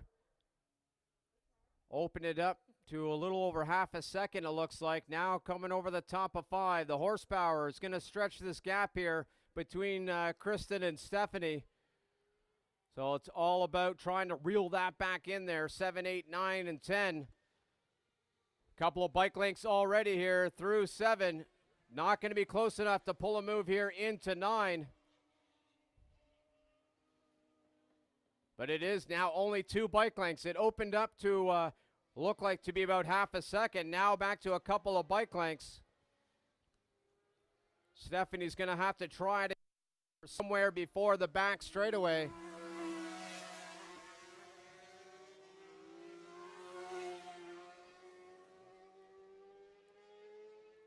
The 2 riders into the 17s, that's what's allowed them to have around 4 seconds. Ahead of Brianna Mosier, Sasha Richard cross the line in 4th. Oh, out of turn 2, Stephanie Holman down in turn 2, got around Kristen Whitehead. Now taking over the lead, and she's got about 5 bike lengths as well. Exactly what she needs to try to gap Kristen before the back straightaway and take away the advantage of that ZX6R. She ran a little wide coming out of 4, but still has about half a second there. She's definitely going to be able to hold the lead into turn 7 here. So now into 7. See what happens here around 9, 10, and 11. This accordion effect is going to happen between these 2 riders.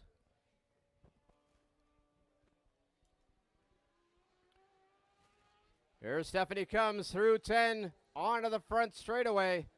Not close enough, I don't think. Nope, not close enough to try to drag race into turn 1. So Stephanie Holman still holding off Kristen Whitehead. She did a 17-1 there to an 18-4. Out of turn 2. About half a second or more there now. Looks like it might be about 7/10 of a second. Now out of 4 up to 5. Again, going to be too far away, I believe, to try to reel her in on the back straightaway and have an inside move in 7. Over the top of 5. Here they come.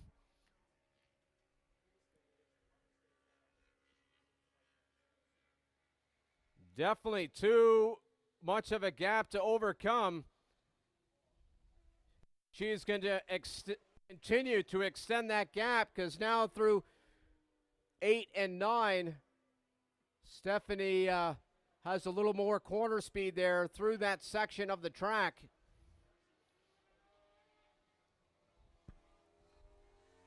Going to be coming up to some lap traffic here as Julia Behemier crossing the line, and they get the halfway marker.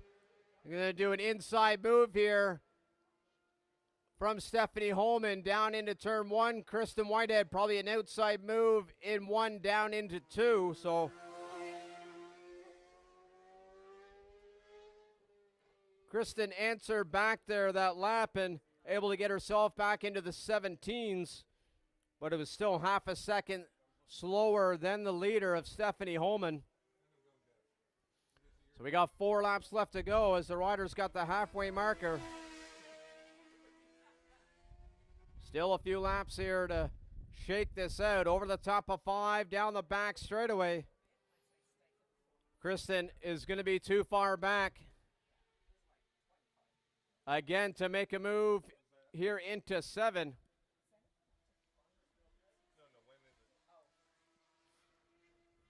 Now into turn number 9. I would say it's about a second between the two riders. When they cross the line, there will be 3 laps left to go here.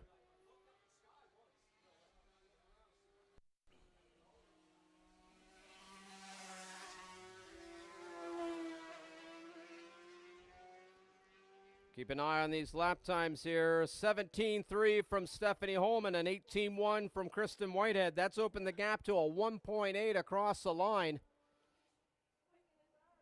Brianna Mosher seeing herself sitting in 3rd place, followed by Sasha Richard and Julie Bahimi.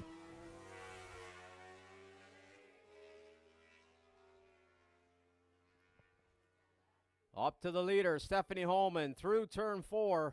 Looks to be about that same gap there, 1.5 seconds or so, as she makes her way to the back straightaway.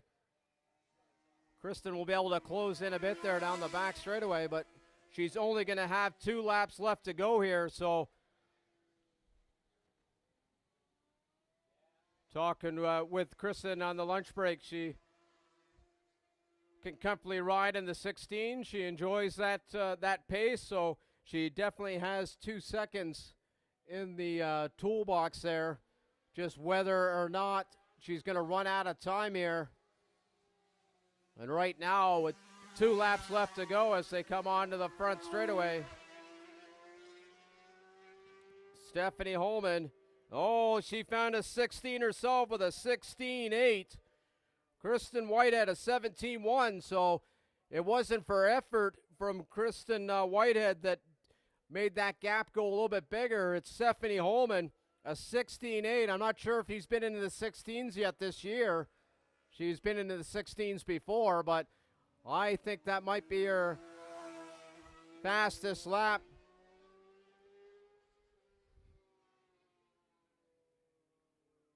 Out of 4, over the top of 5. It has opened up to, I'd say, 3 seconds there down the back straightaway. Now into turn number 7. Stephanie Holman really finding her groove out there in this Stephanie Napier Formula Femme. Quickly go back to the results of the Thunder, see what her lap times were in the Thunder race.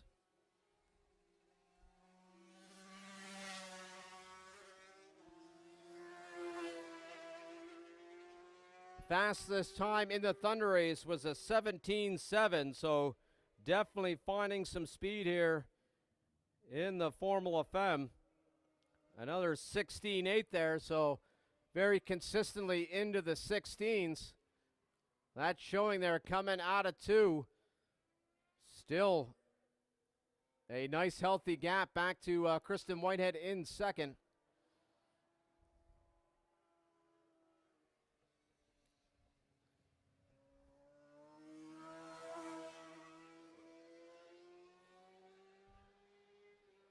Stephanie now heading down the back straightaway. She's going to have 4 corners to go as she tips into turn number 7.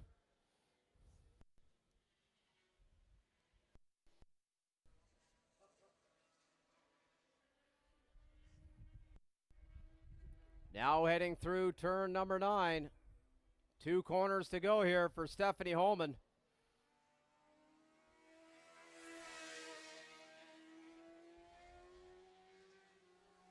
All right, putting on a great race. Stephanie Holman coming across for the win. A little head shake from Kristen Whitehead.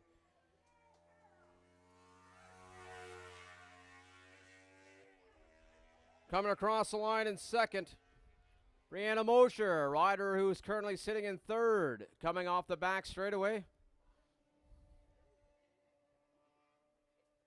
not thunder up here, it's the bike that's just going into nightmare as it comes to 7. That's what it reminds me of. Couple of corners now for Brianna Mosher.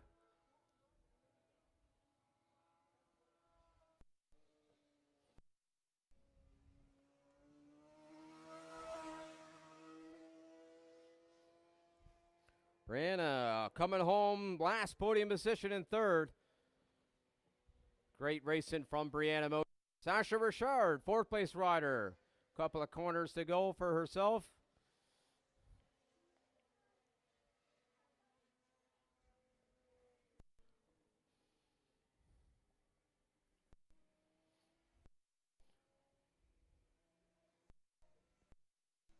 Now heading on to the front straightaway.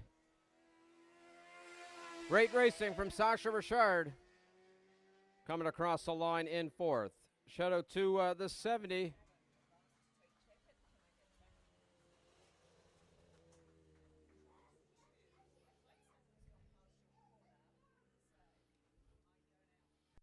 Seven of Julia Behemier. Had a get off there. Believe it was yesterday morning, yes, I believe, in turn 2. So great to see her heading back out there as she heads off the track there now. Great to see Julie hop right back on to that machinery and don't let that crash in turn 2 deter her. So great job, Julie, for getting back out there.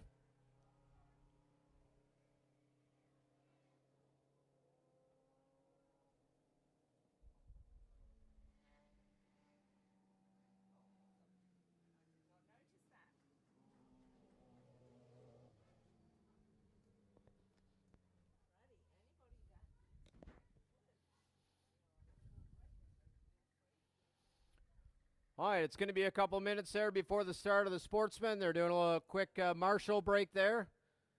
So it's going to be a few minutes there before you hear the 5-minute call. So if you're in the Sportsman race, you got a few more minutes there to collect all your thoughts pre-race. And we'll be back on air here in a few minutes.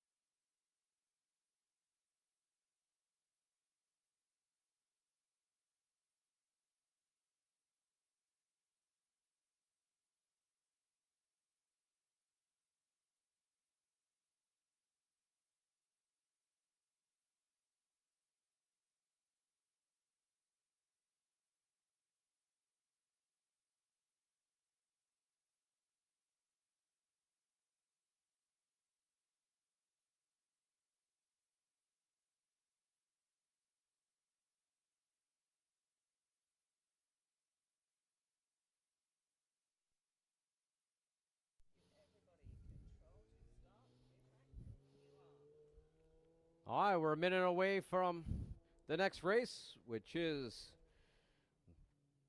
the Dial-A-Tire Sportsman. Shout out to the sponsor. Dial-A-Tire, for over 30 years, Dial-A-Tire has proudly served the Halifax community with reliable, honest, and high-quality automotive services. Whether it's tires, repairs, or routine maintenance, we bring decades of hands-on experience and customer care to every job. As a local family-run business, we treat every car like it's our own, delivering trusted service at competitive prices.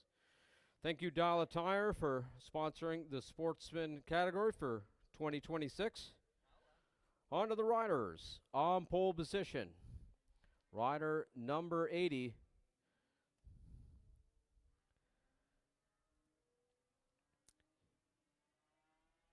Out of Dartmouth, Nova Scotia, on a 1998 Honda CBR 900. Sponsored by RPM Cycle, Darren Marshall, and HFX Steckles. That's the 80 of Blaise Fougere. Middle of the front row is rider number 30. Out of Union Corner, Nova Scotia, on board a ZX6R. That is the 30 of George Church.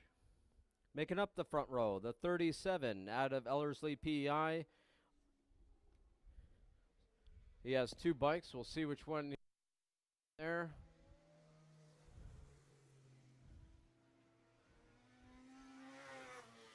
That one there is, let's go there, is a 1997 Kawasaki ZX9R. Sponsored by Gillis Heavy Equipment, DC Tire, Dennis Motors, and Ellerslie Right Stop. That is the 37 of Andy Hutchinson. Second row is the 3 of Randy Bennett out of St. Margaret's Bay, Nova Scotia.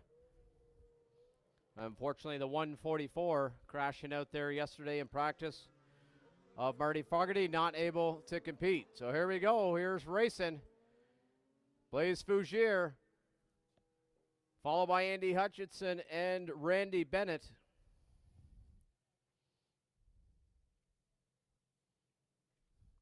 Out of turn 2, Blaise Fougere, a little bit of a gap, but Andy Hutchinson only has one bike length between him and Randy Bennett in third. Now out of turn 2. This is going to be a healthy battle, I feel, between those two riders.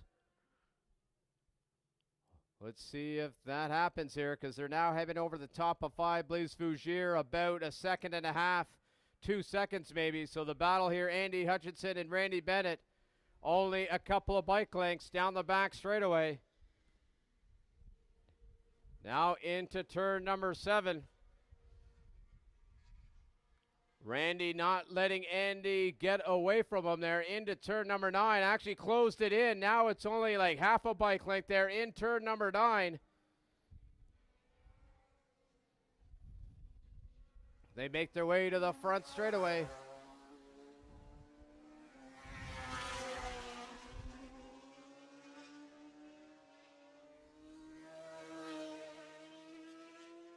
Down into turn 1.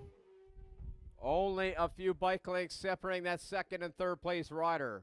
Blaise Fougere coming out of turn 2, crossed the line, had 3.5 seconds. Starting to check out early here.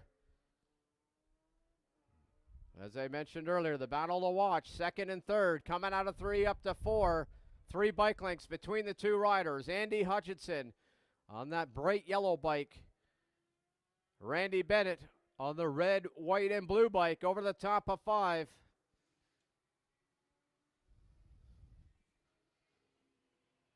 Down the back straightaway. Still about 3 bike lengths there.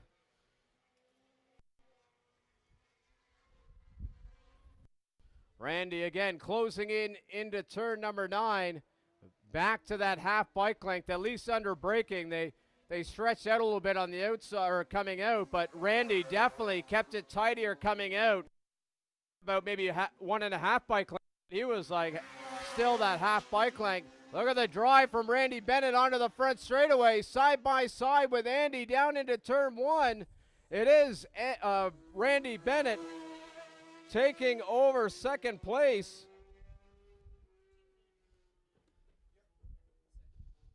Continues to hold second place. Does Randy out of 2 up to 3? We'll see if Andy Hutchinson can answer back here. At the moment, Randy Bennett pulling away. Now up to about 5-6 bike lengths here. Fourth place rider George Church himself coming out of turn number 3. He is about 9-10 seconds back there. Randy Bennett coming into 7. He has opened up a little bit of gap there, so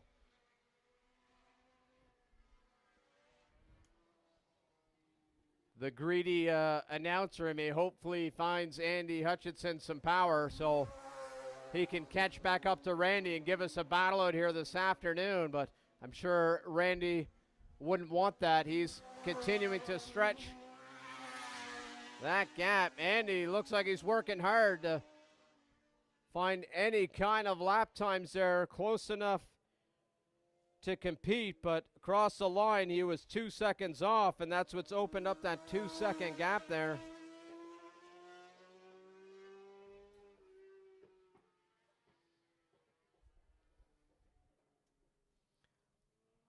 Leader Blaise Fougere making his way onto the back straightaway. Where was he? Across the line, 8 seconds. He was a 13.6 with some clear air. Randy got a 15.1, so even with the clear air there, not able to compete with the lap times of the 80 of Blaise Fougere.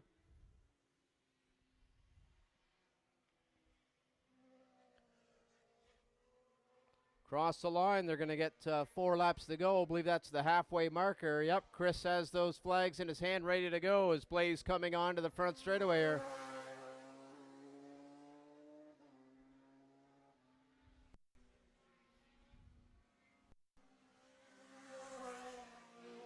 Oh, Randy Bennett getting a little squirrely there through turn 11. Did a 14.5. Randy Bennett definitely finding some time out there this afternoon. Great to see Randy and Courtney back to the track.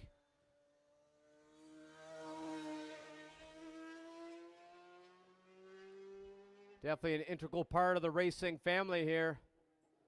Great to see them return. Hopefully we'll get to see Courtney back on a bike there maybe around 4. Coming to a track to spectate usually has that effect on a racer. So maybe we'll see a Facebook post of a purchase of some machinery between 3 and 4.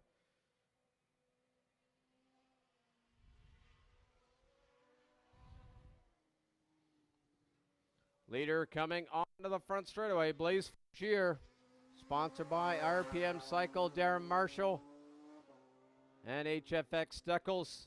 Cross the line, leaves 3 laps to go.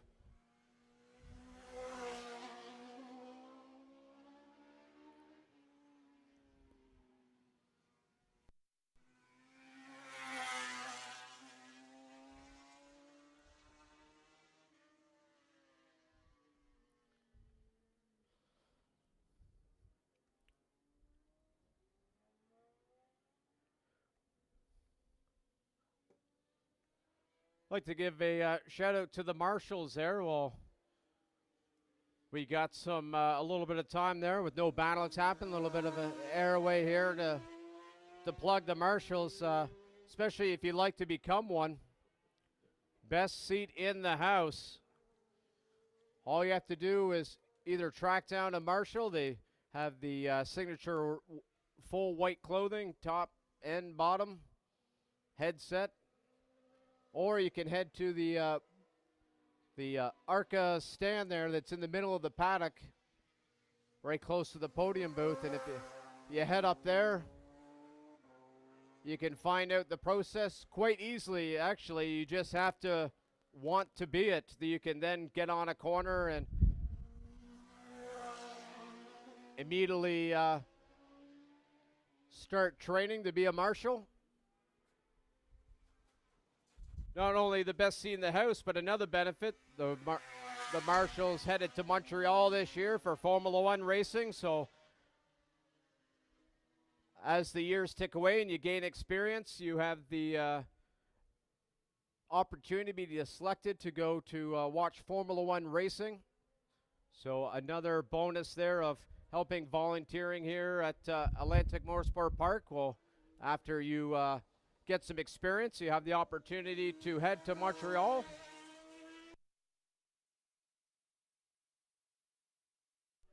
Oh, you can hit Daytona, MotoGP, and if you want to go to COTA. So once you get enough experience, and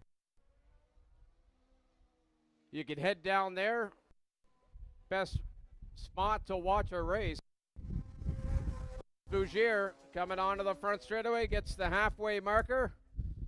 Or sorry, the last lap marker, signifying 1 lap left to go. Randy Bennett coming on to the front straightaway here. Now 11 corners to go.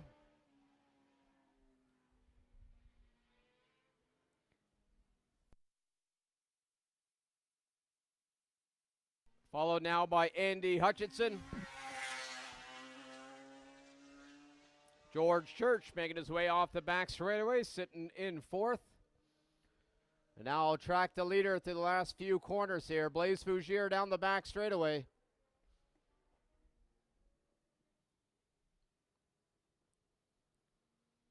Now tipping into turn number 7. Make that 4 corners to go for the 80 of Blaise Fougier.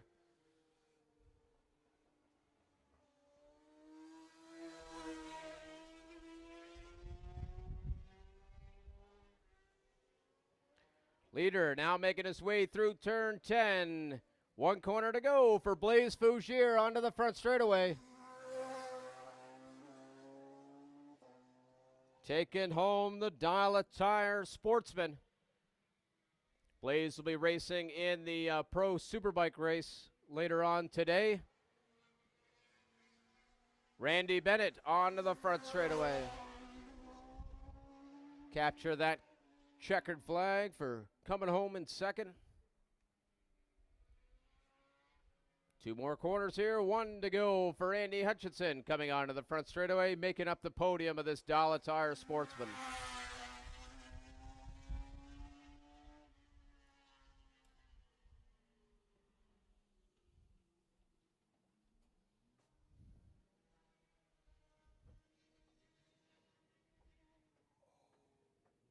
All right, George Church making his way through turn number 9.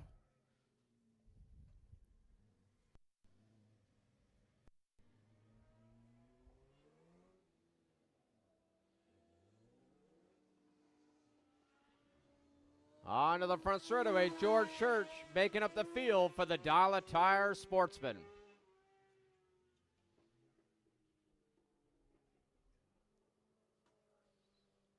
So, interesting thing I've seen, Bailey Ives heading down pit lane.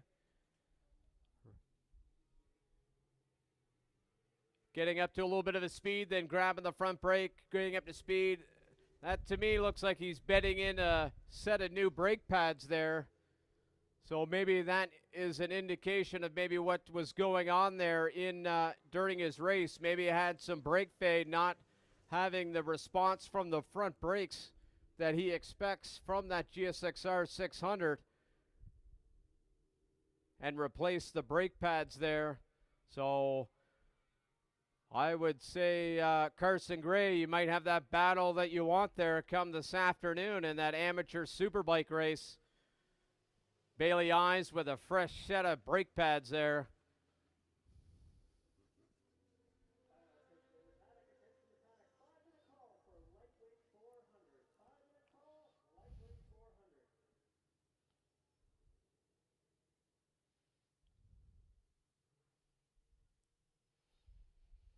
All right, as we just heard, the 5-minute call went out for the lightweight 400.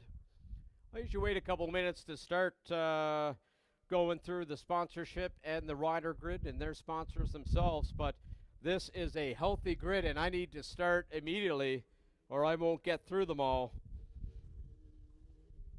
So if you are filling out in the paddock, I'd recommend you make some good life decisions here and get to a viewing spot for this race, as there's going to be 20 some plus riders out there battling out here at Electric Sport Park.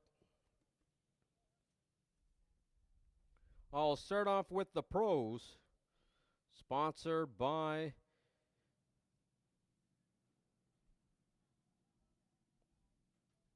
just getting up my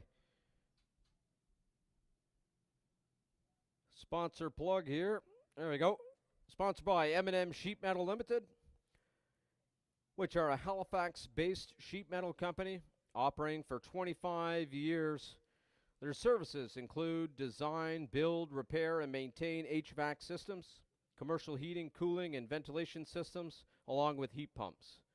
Thank you to M&M Sheet Metal Limited for sponsoring the Expert 400 category for 2026. All right, for the Experts, on pole position, rider number 66 out of Dartmouth, Nova Scotia, on board that is, he's got the Kawasaki 500. I was all confused reading his what bike he had there. It is the 66 of Matt Covey out there during that Thunder, putting on a great show for the fans up here, holding off Jack Rowowski. And now he's going to be battling with the likes of the riders here I'm about to mention, which is the 34 of Mark Goodwin and the 145 out of Sydney, Nova Scotia, on board a Kawasaki Ninja 400. Sponsored by Plexiglass Contingency Program, the 145 of Craig McInnes. Second row, the 132 of Corey Canfield, and the 177 from Jordan Bay, on board a Kawasaki Z400. Sponsored by the world-renowned Badek facility, Triple S Cycle, and her Canadian pension plan. I'll throw in Jonathan Head as well, a intricate part of that crew. The 177 of Kathleen Coburn. Third row, the 24 out of Dartmouth, Nova Scotia, on board a Yamaha R3, the 24 of Darcy George.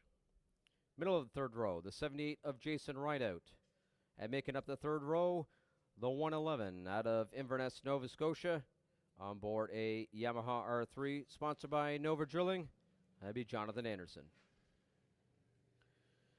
Fourth row, making up the expert field, out of Middle Sackville, on board a Kawasaki 400, sponsored by HFX Motorsports. That is the 97 of Dwayne Finley. On to the amateurs, who are sponsored by Mark and his Ostrich Woodworking. Mark and his Ostrich do high-end cabinetry, ultra-modern Italian kitchens, heritage millwork reproduction, interior doors, custom stair parts, including reproduction newel dowels and hand-turned spindles. Also does pattern work, flooring, including border work and inlays.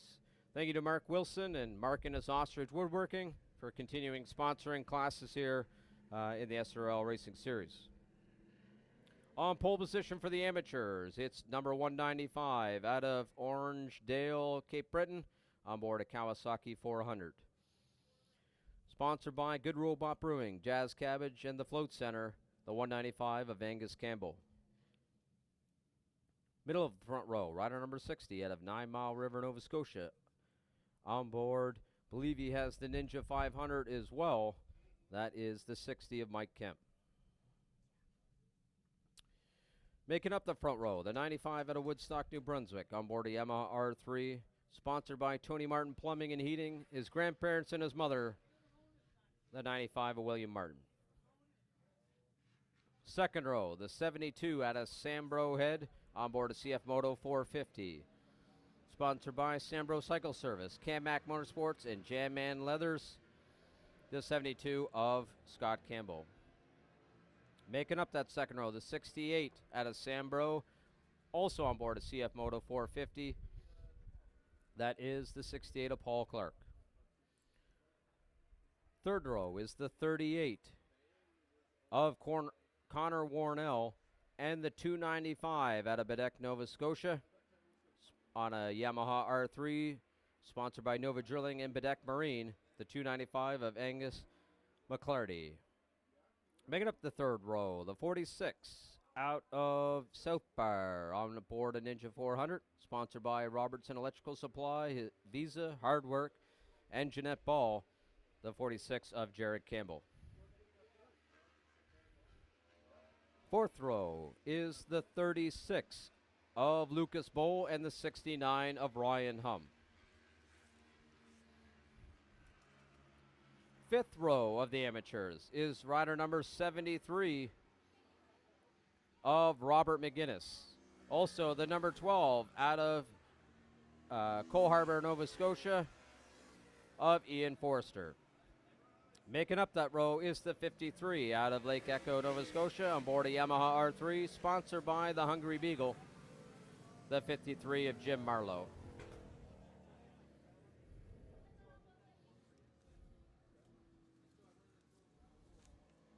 All right, riders are making their way to their grid positions. We are moments away from starting, so I'd recommend you get yourself to a spot to watch this race.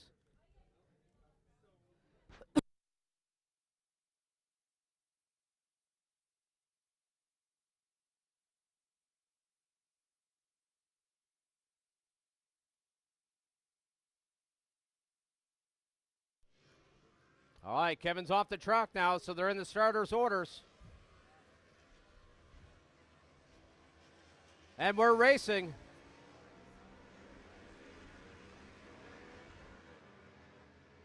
Hard to see what rider there got the whole shot, but I'm going to guess it was 145 of Craig McInnes.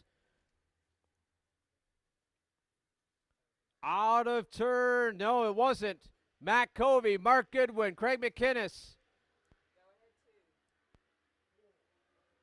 Oh, Mark Goodwin's back in fourth.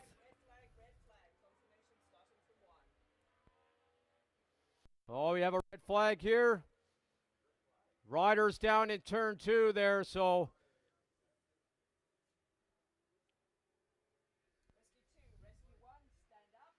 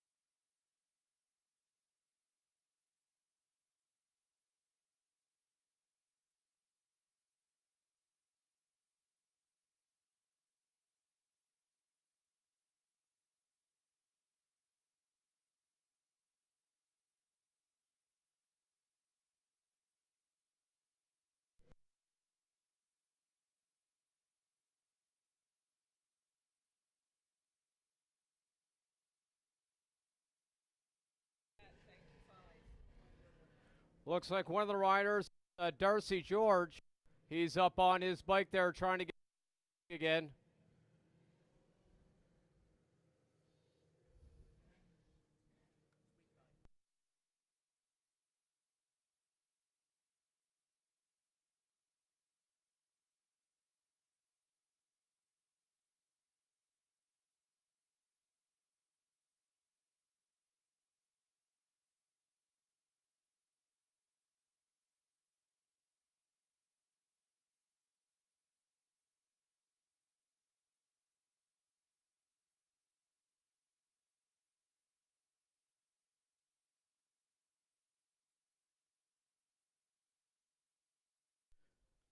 Other rider there is Dwayne Finley. He's now riding his bike from turn 2 up to turn 3, so he's going to be returning back there under the bike's own power, along with Darcy George. So both of those are returning back to the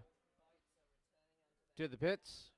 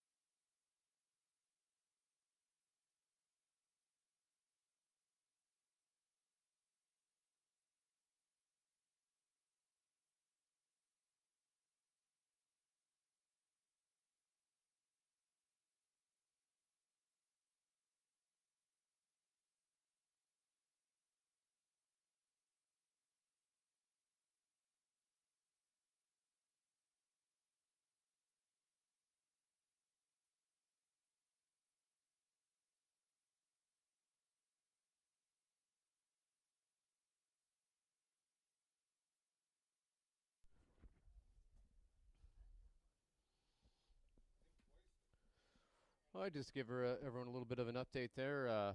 I did mention two riders. The third rider was the 111 of Jonathan Anderson.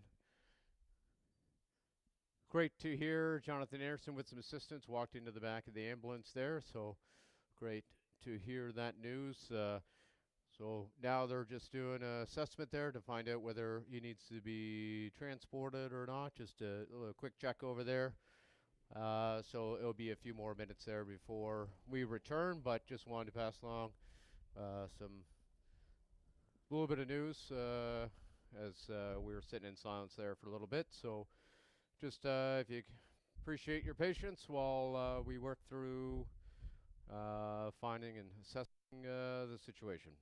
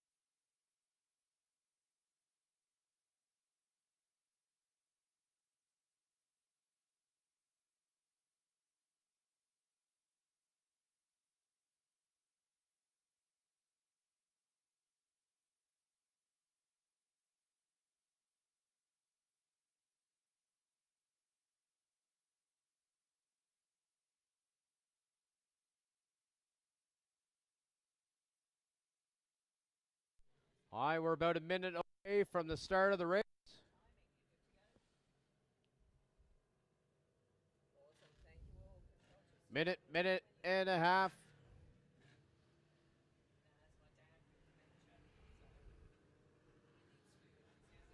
So I was also in a nursing home for yesterday. He needed 2 loaves of bread and as much cash as I could get.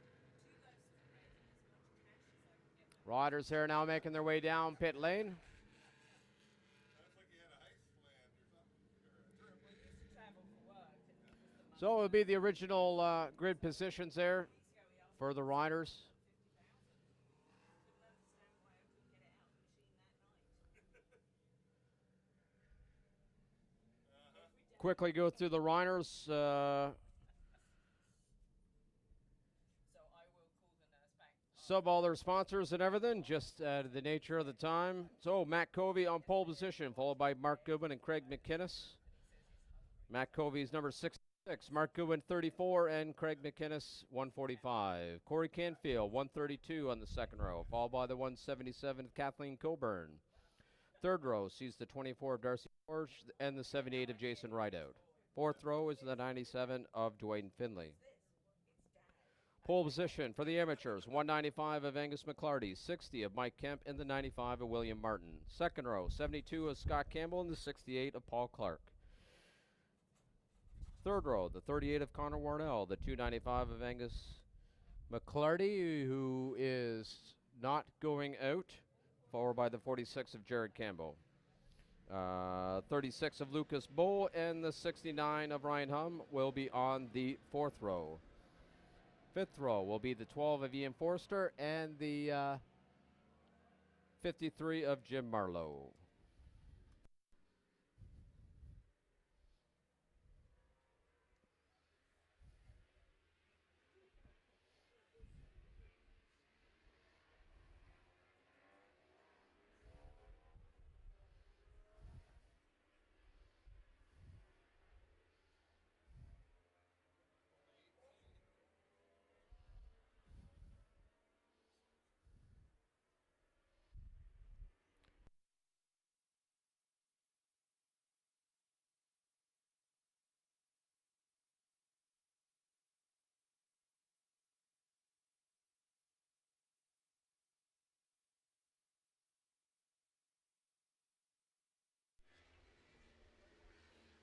We did hear the 97 of Dwayne Finley did pass.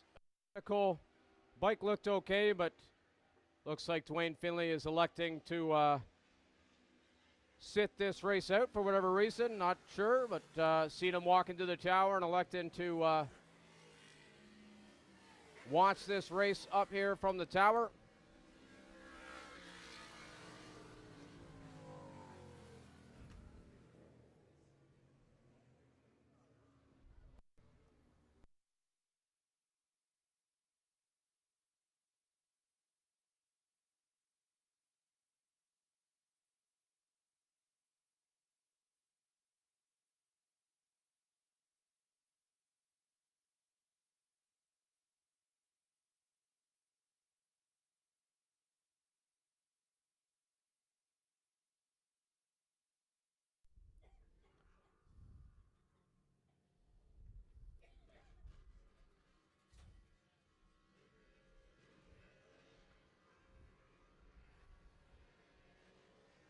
All right, riders in the starter, the start control, and we're racing.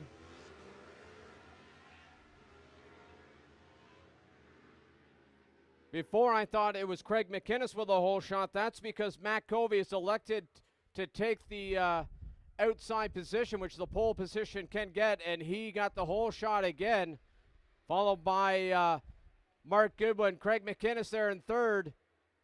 Corey Canfield trying to ride on the outside of Craig McInnes in third, but had to concede that position. Now in fourth. A sea of riders making their way around onto the back straightaway. The biggest field here this afternoon. And that freight train is led by the 66 of Matt Covey, the 34 of Mark Goodwin, and the 145 of Craig McInnes. Couple of bike lengths back there is Corey Canfield. Jason Ride out there getting overtaken by Kathleen Coburn. She is now, or was and continues to be the leader of the amateurs. The next leader, Angus Campbell, he's got two experts in front of him, of the 78 of Jason Rideout and the 24 of Darcy George. So right now, Kathleen Coburn leading of the amateurs with a couple of riders in between her. Perfect spot for her to maybe try to pull a gap there, and she has. Angus Campbell able to get one of the riders. So did Jared Campbell. He's the third place of the amateurs. He's now right on the back of Angus Campbell. So that's second and third of the amateurs. Up to the pros, Matt Covey over the top of 5. A bike length back, Mark Goodwin, followed by Craig McInnes. Corey Canfield, he's not too far back either. Craig McInnes thinking about an inside move there into 7, but Mark Goodwin, oh, big front end bobble there from Mark Goodwin. Almost lost the front end coming out of turn 7. What a save from Mark Goodwin. He was a little wide there, and there's a bump there in 7, and holy moly, I thought he was losing the front end. Great save from Mark Goodwin. Coming onto the front straightaway there now. Right behind Matt Covey. Angus Campbell able to get around Darcy George. So now it's clear air between him and Kathleen Coburn. 2 seconds between them two. That's for first and second of the experts. We do have a rider down here in turn number 9. Not sure who that rider is. Got the bike pushed up and towards the wall. Leaders over the top of 5. Matt Covey, 3 bike lengths ahead of Mark Goodwin, followed by Craig McInnes and Corey Canfield. A little closer this time is Corey for this 3-rider battle ahead of him. Race isn't as long as it was before, now shortened to 8 laps, so still some time there, but with only 8 laps when they cross the line, what's left 5. If he wants to try to get up for the win, he's got 2 riders ahead of him. So you might start to see some moves here from Corey Canfield. Kathleen Coburn coming onto the front straightaway. I think Angus Campbell has eaten up on that lead. He was 0.8 of a second faster. I keep saying Kathleen Coburn is an amateur. Angus Campbell is the first amateur, followed by Mike Kemp and then William Martin. So that means the rider that went down, not sure where Jared Campbell is. Oh, he's back there. I can see there now. He's back there 11th on the track, so he's still running. Rider number 68, Paul Clark. That's the rider that went down in turn number 9. All right, there's 6 Covey coming off the back straightaway. Opened up a few bike lengths there. Mark Goodwin looked like he took a defensive line there into turn number 9, not allowing Craig McInnes to make any moves, but not giving him the best corner speed through 9, but maybe that's his line. Every rider may have a little bit of different line that they choose. So 4 riders now down into turn number 1. Run you through the order for the amateurs. Angus Campbell, followed by Mike Kemp and William Martin. William Martin, a bike length back there from Darcy George. If he wants to get up to a battle there for second, he's going to have to first get around Darcy George. But the leaders, Matt Covey, only a bike length now ahead of Mark Goodwin, maybe 2, is deceiving there down through turn 4. So that's about 4 bike lengths there over the top of 5. But Craig McInnes is right on the rear wheel of Mark Goodwin.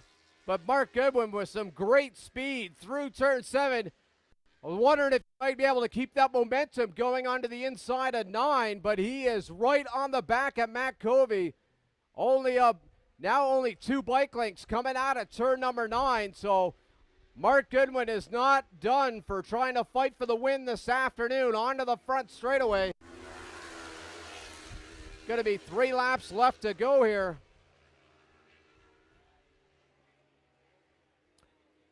Mark Goodwin with a 14.7. Fastest lap of any rider out there. Now out of turn 2, the 4 riders only separated by a second between the 4 of them. As you can see, the freight train heading towards turn number 4. We'll see if Mark Goodwin is able to get a little closer to Matt Covey this time. He's just been a little bit too far back to pull any moves there into turn number 9. And over the top of 5, Matt Covey gets a great drive every lap over the top of 5. So then Mark Goodwin has to play catch up here through turn number 7. He is definitely right on the back of Matt Covey, but he's not close enough. He needs another bike length or so to try to pull a move into the inside of 9 as they now come onto the front straightaway. Matt Covey, Mark Goodwin, what a drive onto the front straightaway. He is right on the back of Matt Covey down into turn number 1. We'll see if he tries an inside move into turn number 2.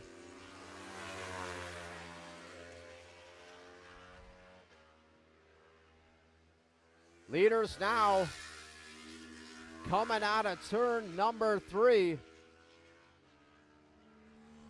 This time by, they're able to open up a little bit of the gap back to Corey Canfield. Craig McInnes is looking racy out there, trying to pull a move here on Mark Goodwin this time by. He was, I want to say, electing to tuck up in behind, but here he comes up onto the inside, but not in turn 7. That is Mark Goodwin's corner. He carries amazing speed through there. Craig McInnes not able to match it. Definitely tell when a rider has decided it's time to make a move. They just have this body position. I'm saying they're looking racy. Obviously they're racing, but they all of a sudden get this attack, I'm ready to pounce kind of body position. And that's what's happening there with Craig McInnes. He looks like he's ready to pull a move here. Down as they get the last lap flag. Here they're going to start running into some lap traffic, it looks like, coming out of turn 2. Oh, they got all bottled up. All 3 of them able to get around. I'm not sure who one of the riders, Jim Marlowe. Not sure who the other rider is, but the rider who got the worst out of it is Corey Canfield, because he's now back about a second from that battle. So it's now all down to Matt Covey and Mark Goodwin, because now Craig McInnes also lost the tailpipe of Mark Goodwin. But Matt Covey down the back straightaway, getting another great drive over the top of 5. But here comes Mark Goodwin, pushing hard through 7 and 8. Not close enough to pull any moves here. The next move he has, if he can at least get close enough, would be turn 11, but I don't think he's close enough to pull any moves here. It's going to be Matt coming onto the front straightaway here. Followed by Mark Goodwin, Craig McInnes in 3rd, and Corey Canfield in 4th.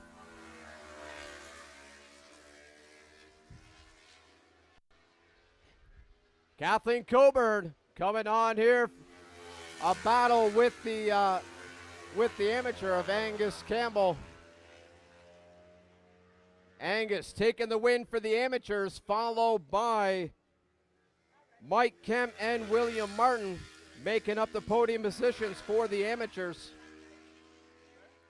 Jarrett Campbell coming across the line in 4th, followed by Scott Campbell in 5th for the amateurs.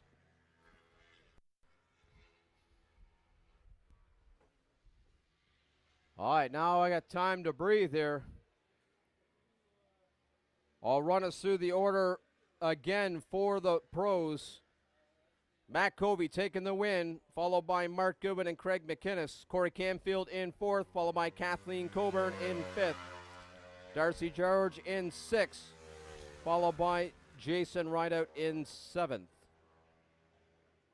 First of the amateurs, Angus Campbell, followed by Mike Kemp and William Martin. Jarrett Campbell in fourth, Scott Campbell in sixth. Lucas Bowles seventh, followed by Ian Forrester and Connor Warnell. And making up the field, Jim Marlowe and Ryan Hum.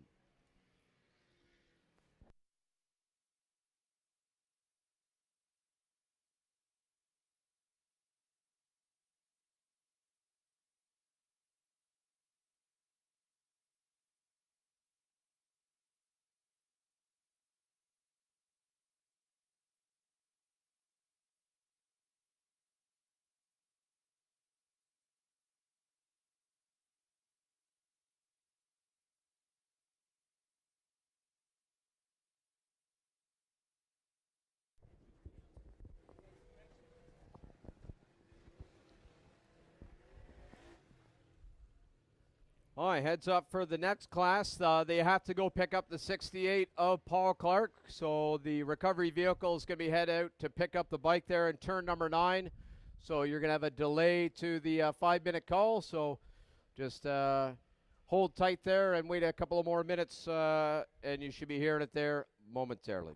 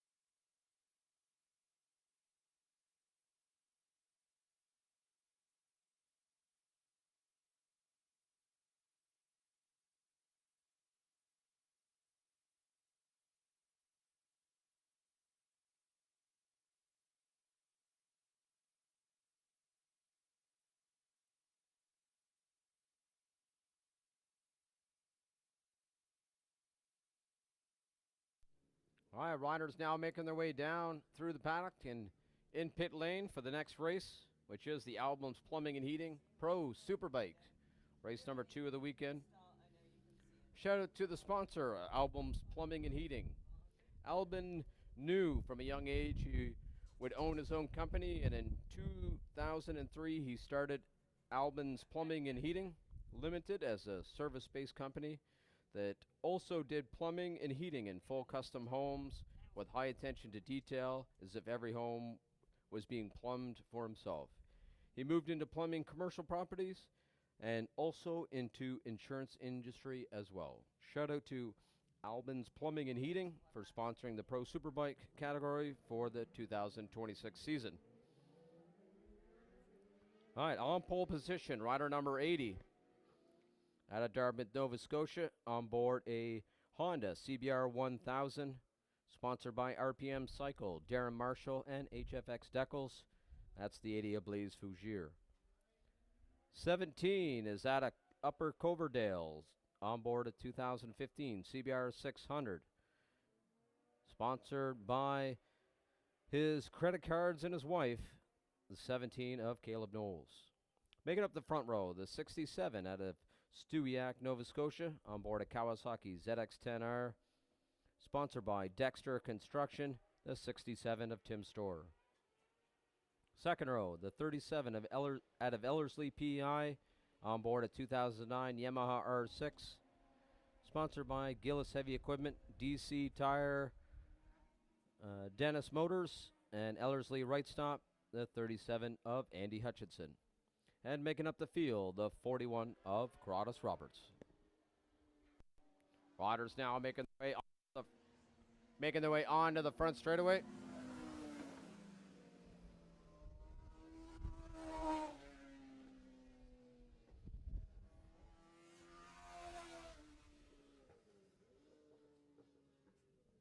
Blaise on pole position is elected to take the position closest to pit wall. He can take that position or the outside one closest to the grass. Now in the starter's orders. And we're racing. It is Blaise Fougere,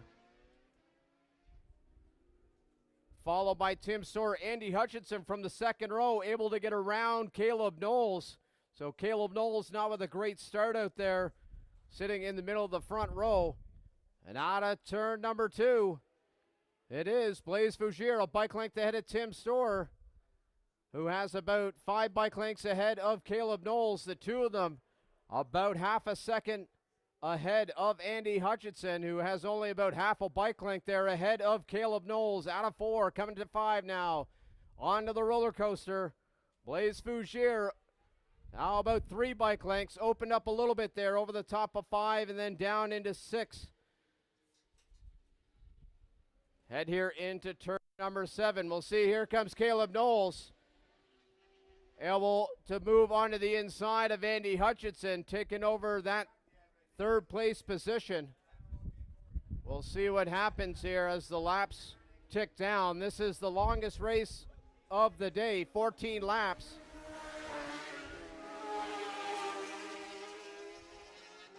Tim Storr coming onto the front straightaway, used every inch of the track. Only a couple of inches away from the grass there onto the front straightaway was Tim Storr. Out of turn 2, Tim Storr not letting Blaise Fougere get away. He's only a bike length back there through turn number 3. Caleb Knowles able to open up about half a second there, maybe more, over Andy Hutchinson.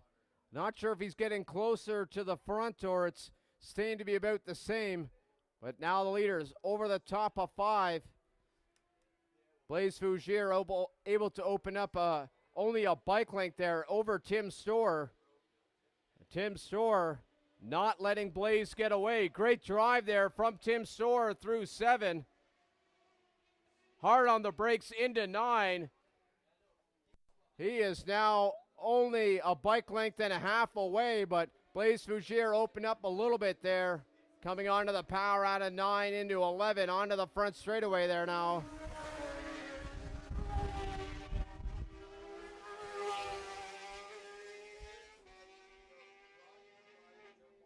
Blaise Fougier, Tim Soar, and Caleb Knowles only separated their lap times by a tenth of a second. So that gap not able to close down there by Caleb Knowles as he's run the exact same lap time as the two in front of him. He's going to hope that they start battling out there. And right now, Tim Soar closing right onto the back of Blaise Fougier in the middle of 4. Now over the top of 5. Let's see what happens here.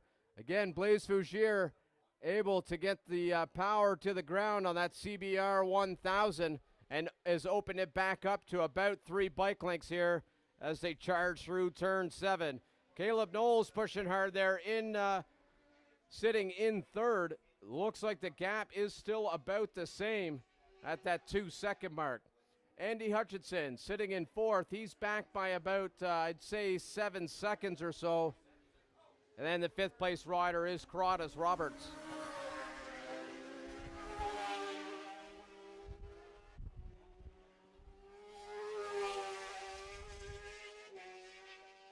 Blaise Fougier, 11.3 to 11.4 of Tim Soar. So right now across the line, it was half a second, but down in turn 2, Tim Soar able to make up a couple of bike lengths there down in turn 2. He's pushing hard to try to stay with Blaise Fougier. A little bit of accordion effect happened here. Out of 3, Blaise pulled it in, then into 4, Tim closed it up. But over the top of 5, this is the biggest gap that Blaise has had over Tim Soar, which is now what looks to be about maybe 3/10 or half a second there. Caleb Knowles not going away anywhere. He's sitting there in that 3rd place. He may be just trying to play the consistent game, try to push into the 11s and 12s as much as possible. Blaise with a 11.1 there. That was 0.6 of a second faster than Tim Soar. He's now 1.1 seconds. So I imagine the crew down there is going to make a 1 mark on Blaise Fougier's pit board. Let him know that his efforts aren't for nothing, as now he has stretched out a 1 second gap. It looks like it's about 1.5 seconds now. Might even be 2 down the back straightaway. It is definitely opened up to 2 seconds there. Now coming through turn number 7. We'll see if Tim Soar is going to start to fall into the clutches of Caleb Knowles. Believe he is about 2.5 seconds back. They now come on to the front straightaway. Oh, a big head shake there from Blaise Fougier. A 10.7 from Blaise Fougier. That's what's allowed the gap to open up to 2.6 seconds. He is pushing hard. Tim Soar with a 12.3, but Caleb Knowles is at 12.7. So he is not making any headway into a battle for second with Tim Soar. But as I said, it's a 14-lap race, so there's still 9 laps to go, 8 when they cross the line. We'll see if Caleb Knowles or Tim Soar are able to find some of those 11s they had in the first couple of laps there. So only a couple of seconds between the two. If they found half a second a lap, they would definitely be in the battle there with only a few laps. So leader Blaise Fougier coming onto the front straightaway. Now gets the +2 marker. Oh, Tim Soar did something there in turn 11, had to get off the gas. Still a little quicker than Tim Soar.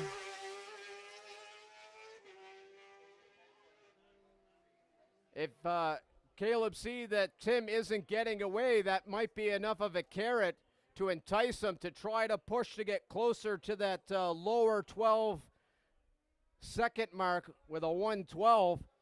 That will allow him to get up to that battle. Andy Hutchinson making his way through turn 3, sitting himself in the 4th place position. Corrales Roberts coming across the line, making up the field in 5th.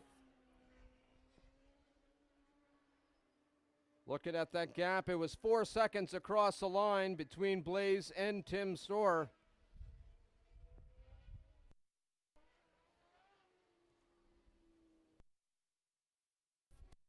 Talking before about that racy kind of posture. Not seeing that through 9, 10, 11 from Caleb Knowles. So what that's telling me, 14 there. He may be happy to bring this home in 3rd. As Tim Storr able to extend that gap now up to almost 5 seconds.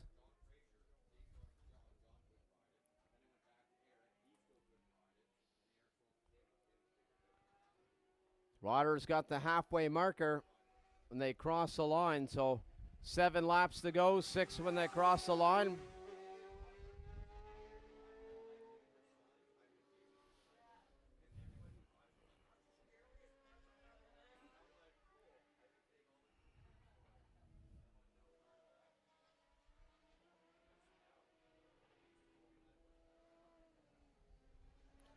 Here comes the leader onto the front straightaway.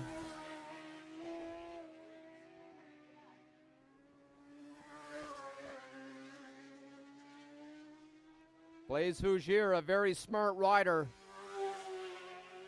Knows he doesn't have to keep riding in those 10s and 11s, is now into a minute 12.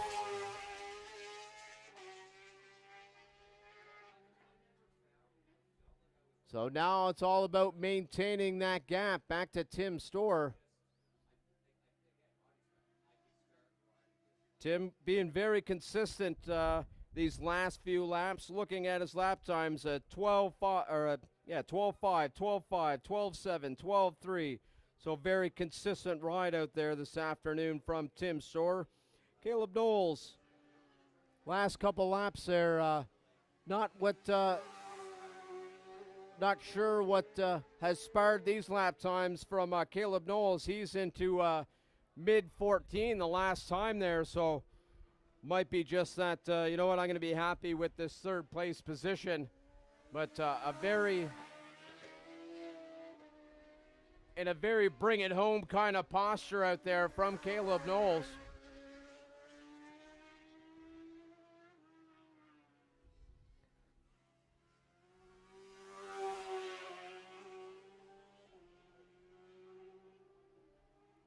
So we now have 5 laps left to go, a 15.3. Oh, Andy Hutchinson, he's looking like he's got some push in him out there, coming onto the front straightaway. His lap time doesn't tell it, but he was definitely looking, as I say, racy out there on that bike. But a 15.3 from him across the line.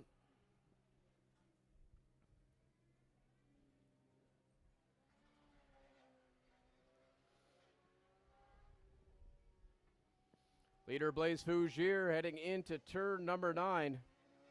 This time when they cross the line, going to be 4 laps to go.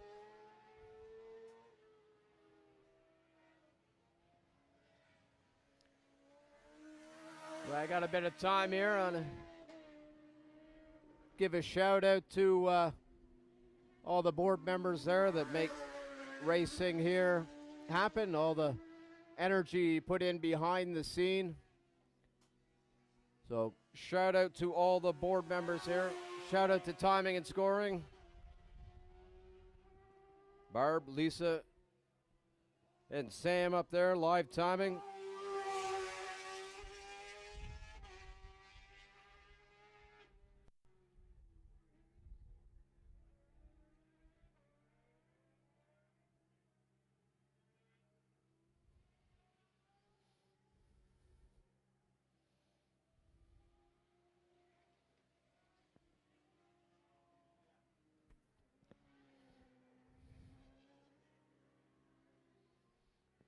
Tracking the leader there now, coming through turn 9. This time by will be 3 laps left to go.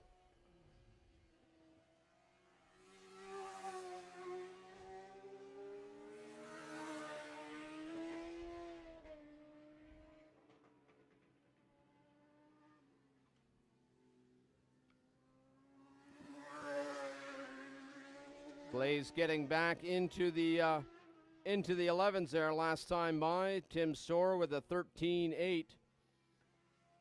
Last couple laps. Tim Soar has himself turned into the bring it home kind of approach to the end of this race.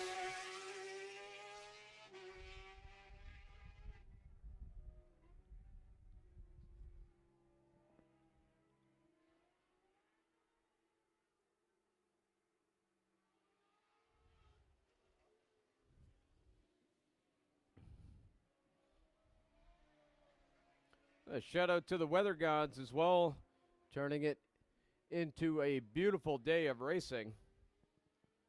Would not have expected this with the weather we had this morning.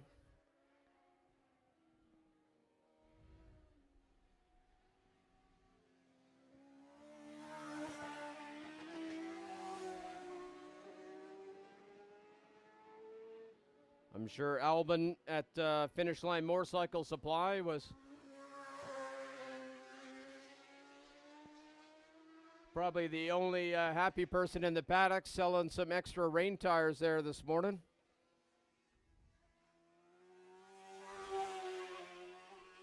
Some of the knee pucks he has as well. He has the extra large knee pucks to help you get the feel of your angle through the corners. They have a thicker puck there for rain, so he has those as well. May have sold a few of those this morning. Leader Blaise Fougere heading off the back straightaway. 3 corners to go. He's going to see the last lap flag.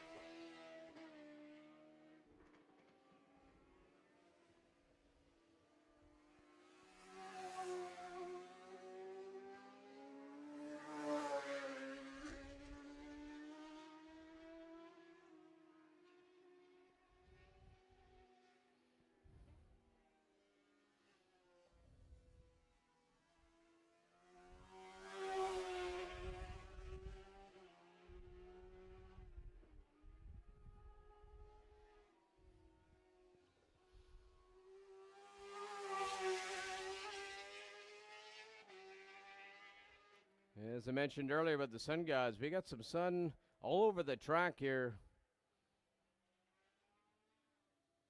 Anyone maybe a little further away might have experienced that rain this afternoon. We had absolutely no rain this afternoon. Looked like it was heading north there, but following the leader now, Blaise Fougere. 1 corner to go, onto the front straightaway. Taking home the win. Putting the pressure on Tim Soar to stay with those lap times, drop down to a 10 and just continue to push and push. Taking home the Albin's Plumbing and Heating Superbake race number 2. Tim Soar across the line.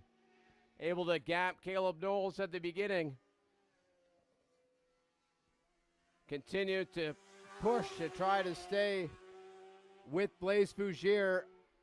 Opened up that gap to Caleb Knowles, and he held it to the finish line. Caleb Knowles across the line in 3rd. Andy Hutchinson coming across the line 10 seconds back there in 4th. Kratos Roberts making up the field in 5th.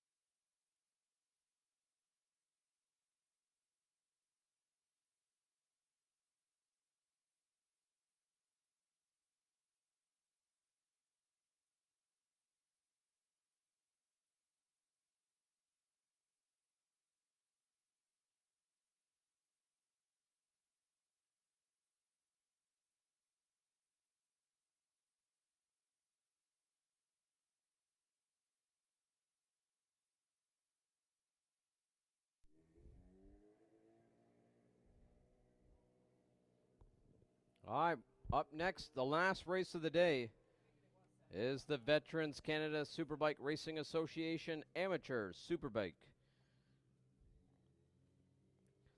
The Veterans Canada Superbike Racing Association, also known as the VCSRA, was founded by Bill Watkins after his 32 years of service in the Canadian Armed Forces.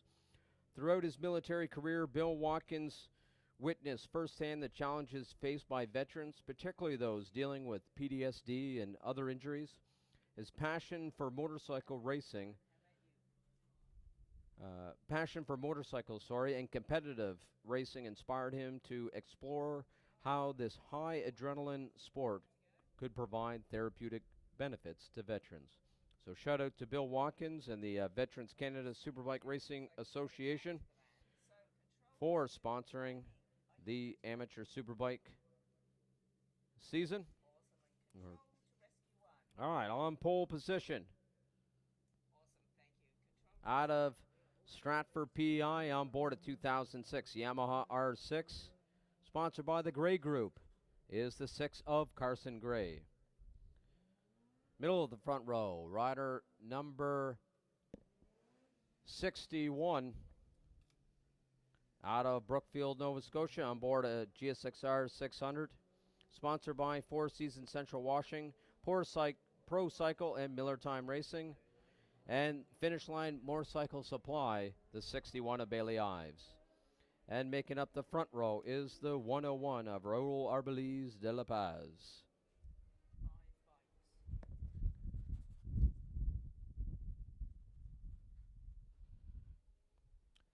On the grid was the 225 of Brad Wedgwood, but I seen his bike on the trailer there, so he won't be making it out this afternoon. So on to the finishing of the second row is the 58 of Sean Kelly, and making up the field out of Union Corner, Nova Scotia, on board a Kawasaki ZX6R, that is the 30 of George Church. Fortunately, the 144 of Marty Fogarty, mentioned in the sport bike race, had to get off there, turn 3, believe it was Friday practice or it was Saturday morning. Might have been Saturday morning there, having to get off there, and unfortunately had some pains and ailments and elected to take the weekend off of racing. So hopefully we'll see Marty back for round number 4.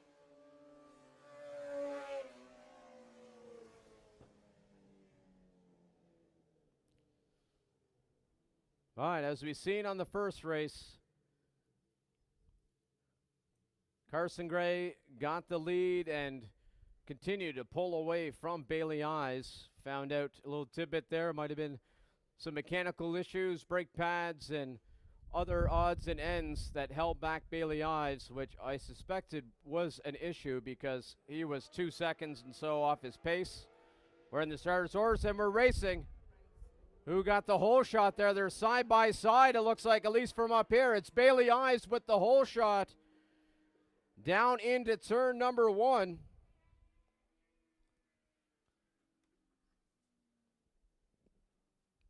Carson Gray got it back again down into turn number 2.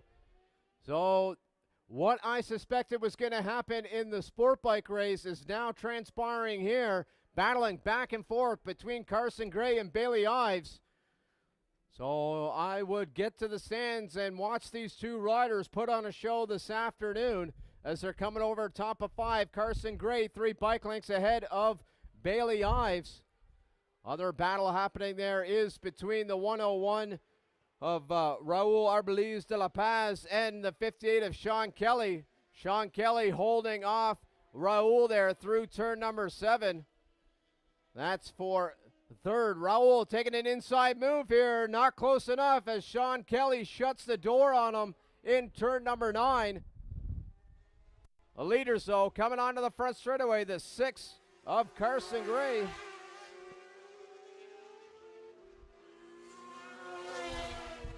Pushing hard there. Raul able to get around Sean Kelly down the front straightaway. That's for third place down into turn number 1. Leaders out of turn number 2. 2 bike lengths between the two.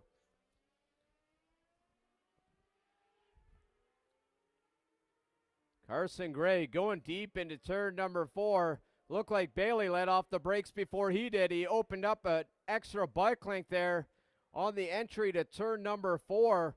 So Carson Gray working hard to keep Bailey Ives behind him. And down the back straightaway, it's opened up, I would say, to 5 bike lengths. But in turn 7, Bailey pushing hard. Looked like he might have had a front end slide there. Pushing hard has brought it back down to about 3 bike lengths. Carson also went a little wide there deep into turn 9. So Bailey Ives not going anywhere here in that second place position onto the front straightaway. Oh, a little wiggle there from Bailey Ives trying to get the power to the ground.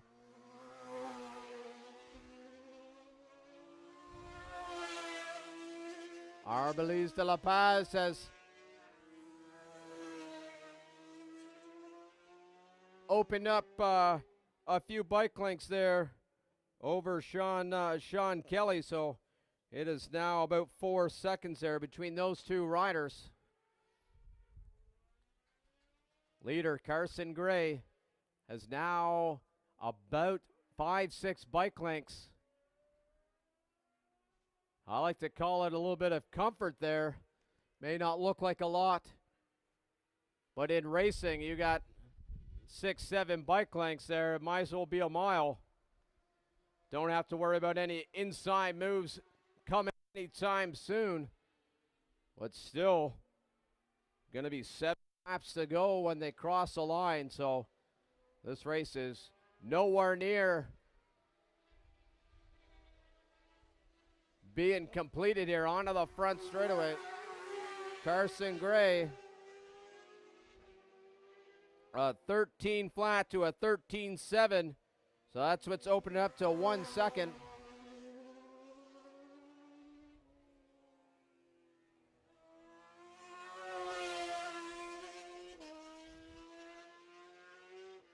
Carson is extending his lead. Looks like it's about 1.5 seconds there now.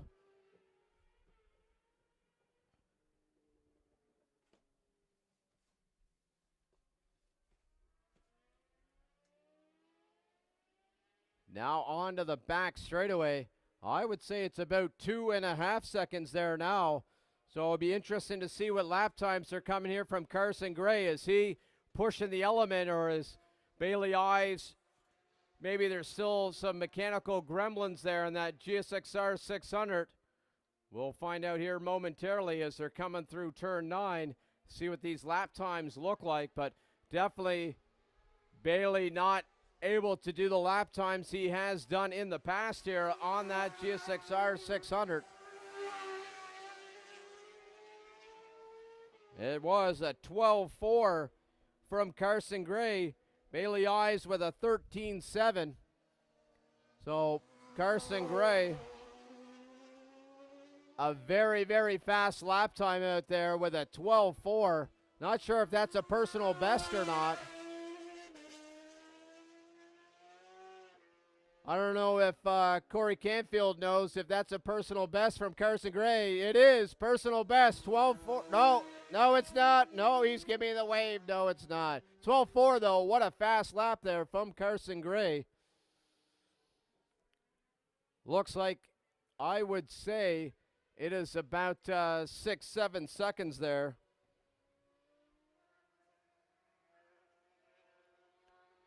Just got a text there from Corey. 11.8 is his fastest lap. So let's see if he is going to get closer to that 11.8.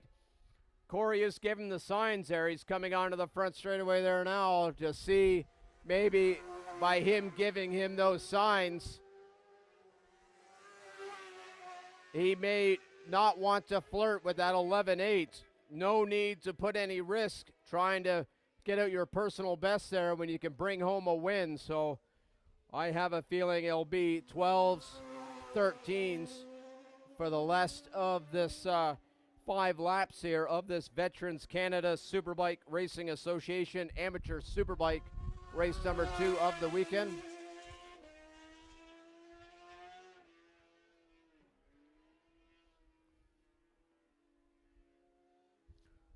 Rider rider in third position, the 101 of Raul Arbeliz de la Paz, riding around with a 16.5. Fastest lap is a 15.4.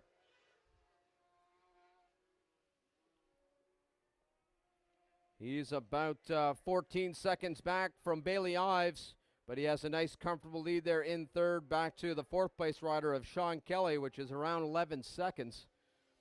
George Church out there working hard, putting in some lap times here at Atlantic Motorsport Park, continuously looking to improve his racecraft, coming around turn 4 there now. So good to see George Church using every opportunity there to improve his racecraft. Carson Gray now through turn number 4. He has, right now he's heading over the top of 5 while Bailey is entering 4. So anyone not here on a visualization of that gap, it is almost the full length of the back straightaway. So Carson Gray mentioned he'll probably stay into the 12s and the 13s. So Carson Gray now into the 13s, which is a very smart ride out there when you know you got that healthy gap. No need to push the element out there. Now onto the front straightaway.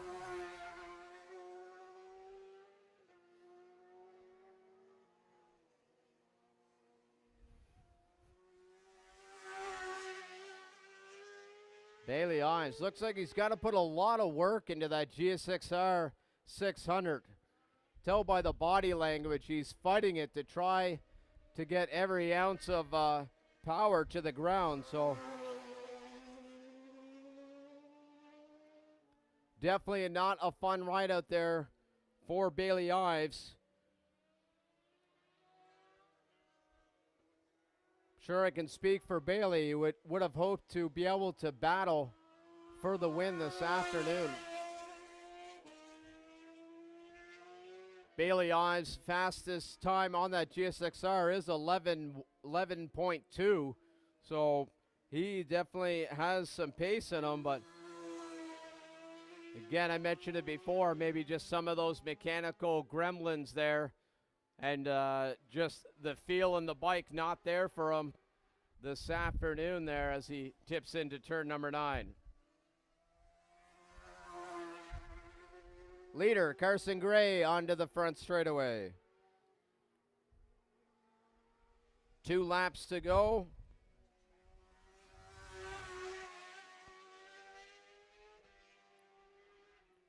Now into the 14s.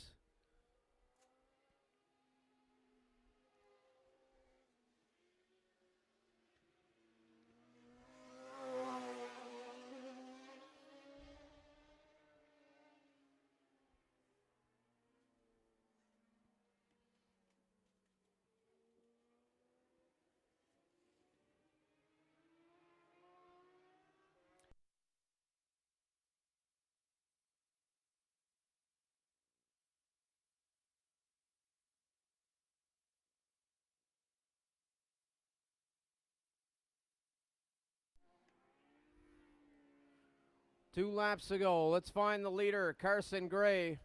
He's coming out of turn 9 here. He's going to get the last lap flag here in a couple of corners.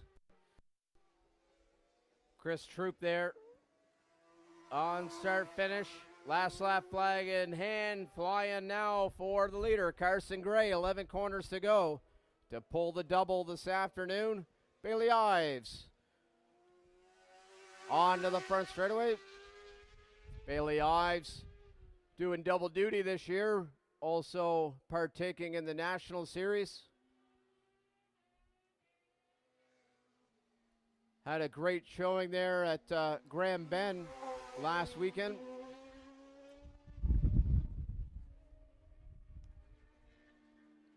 He'll be heading to Mossport there for the finale. Has the championship in his sights, sitting in second of the sport bike category. Couple of races there, so definitely the possibility for Bailey Ives to find a couple of wins there and potentially bring home that national championship. Number 6, Carson Gray onto the front straightaway. Taking the win of this Veterans Canada Superbike Racing Association Amateur Superbike race number 2 of the weekend. Doing the double, Bailey Ives. Working through a tough weekend mechanically, still coming home in second, getting some of those championship points.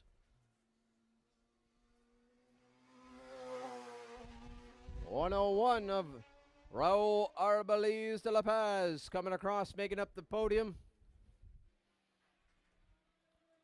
Fourth place rider, Sean Kelly, making his way towards turn 9.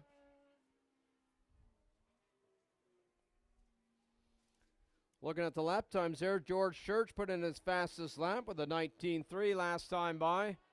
Continuing to push, as I mentioned before, he's out there trying to hone his racecraft, so good to see him pushing hard till the finish.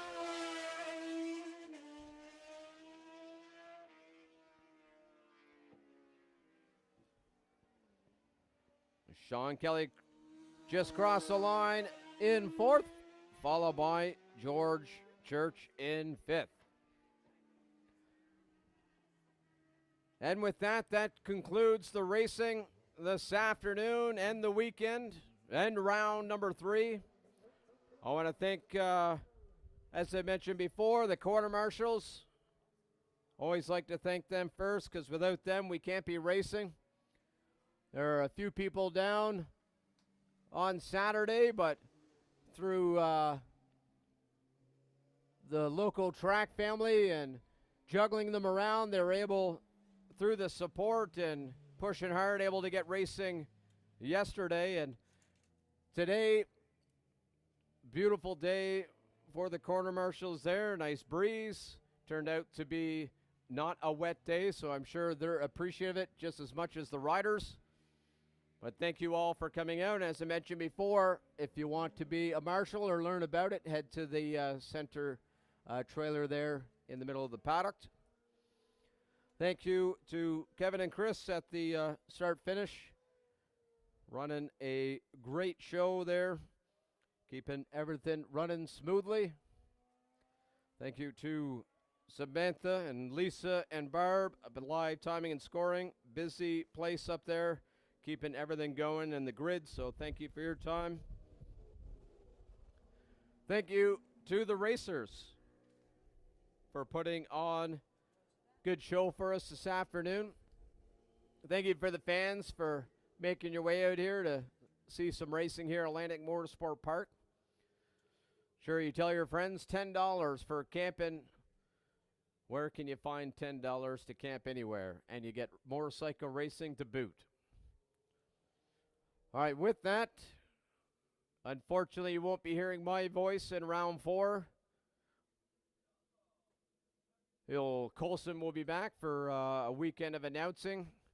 While don't feel too bad for me, I'll be heading in the beaches of Spain. But until round 4, the lights are out at AMP.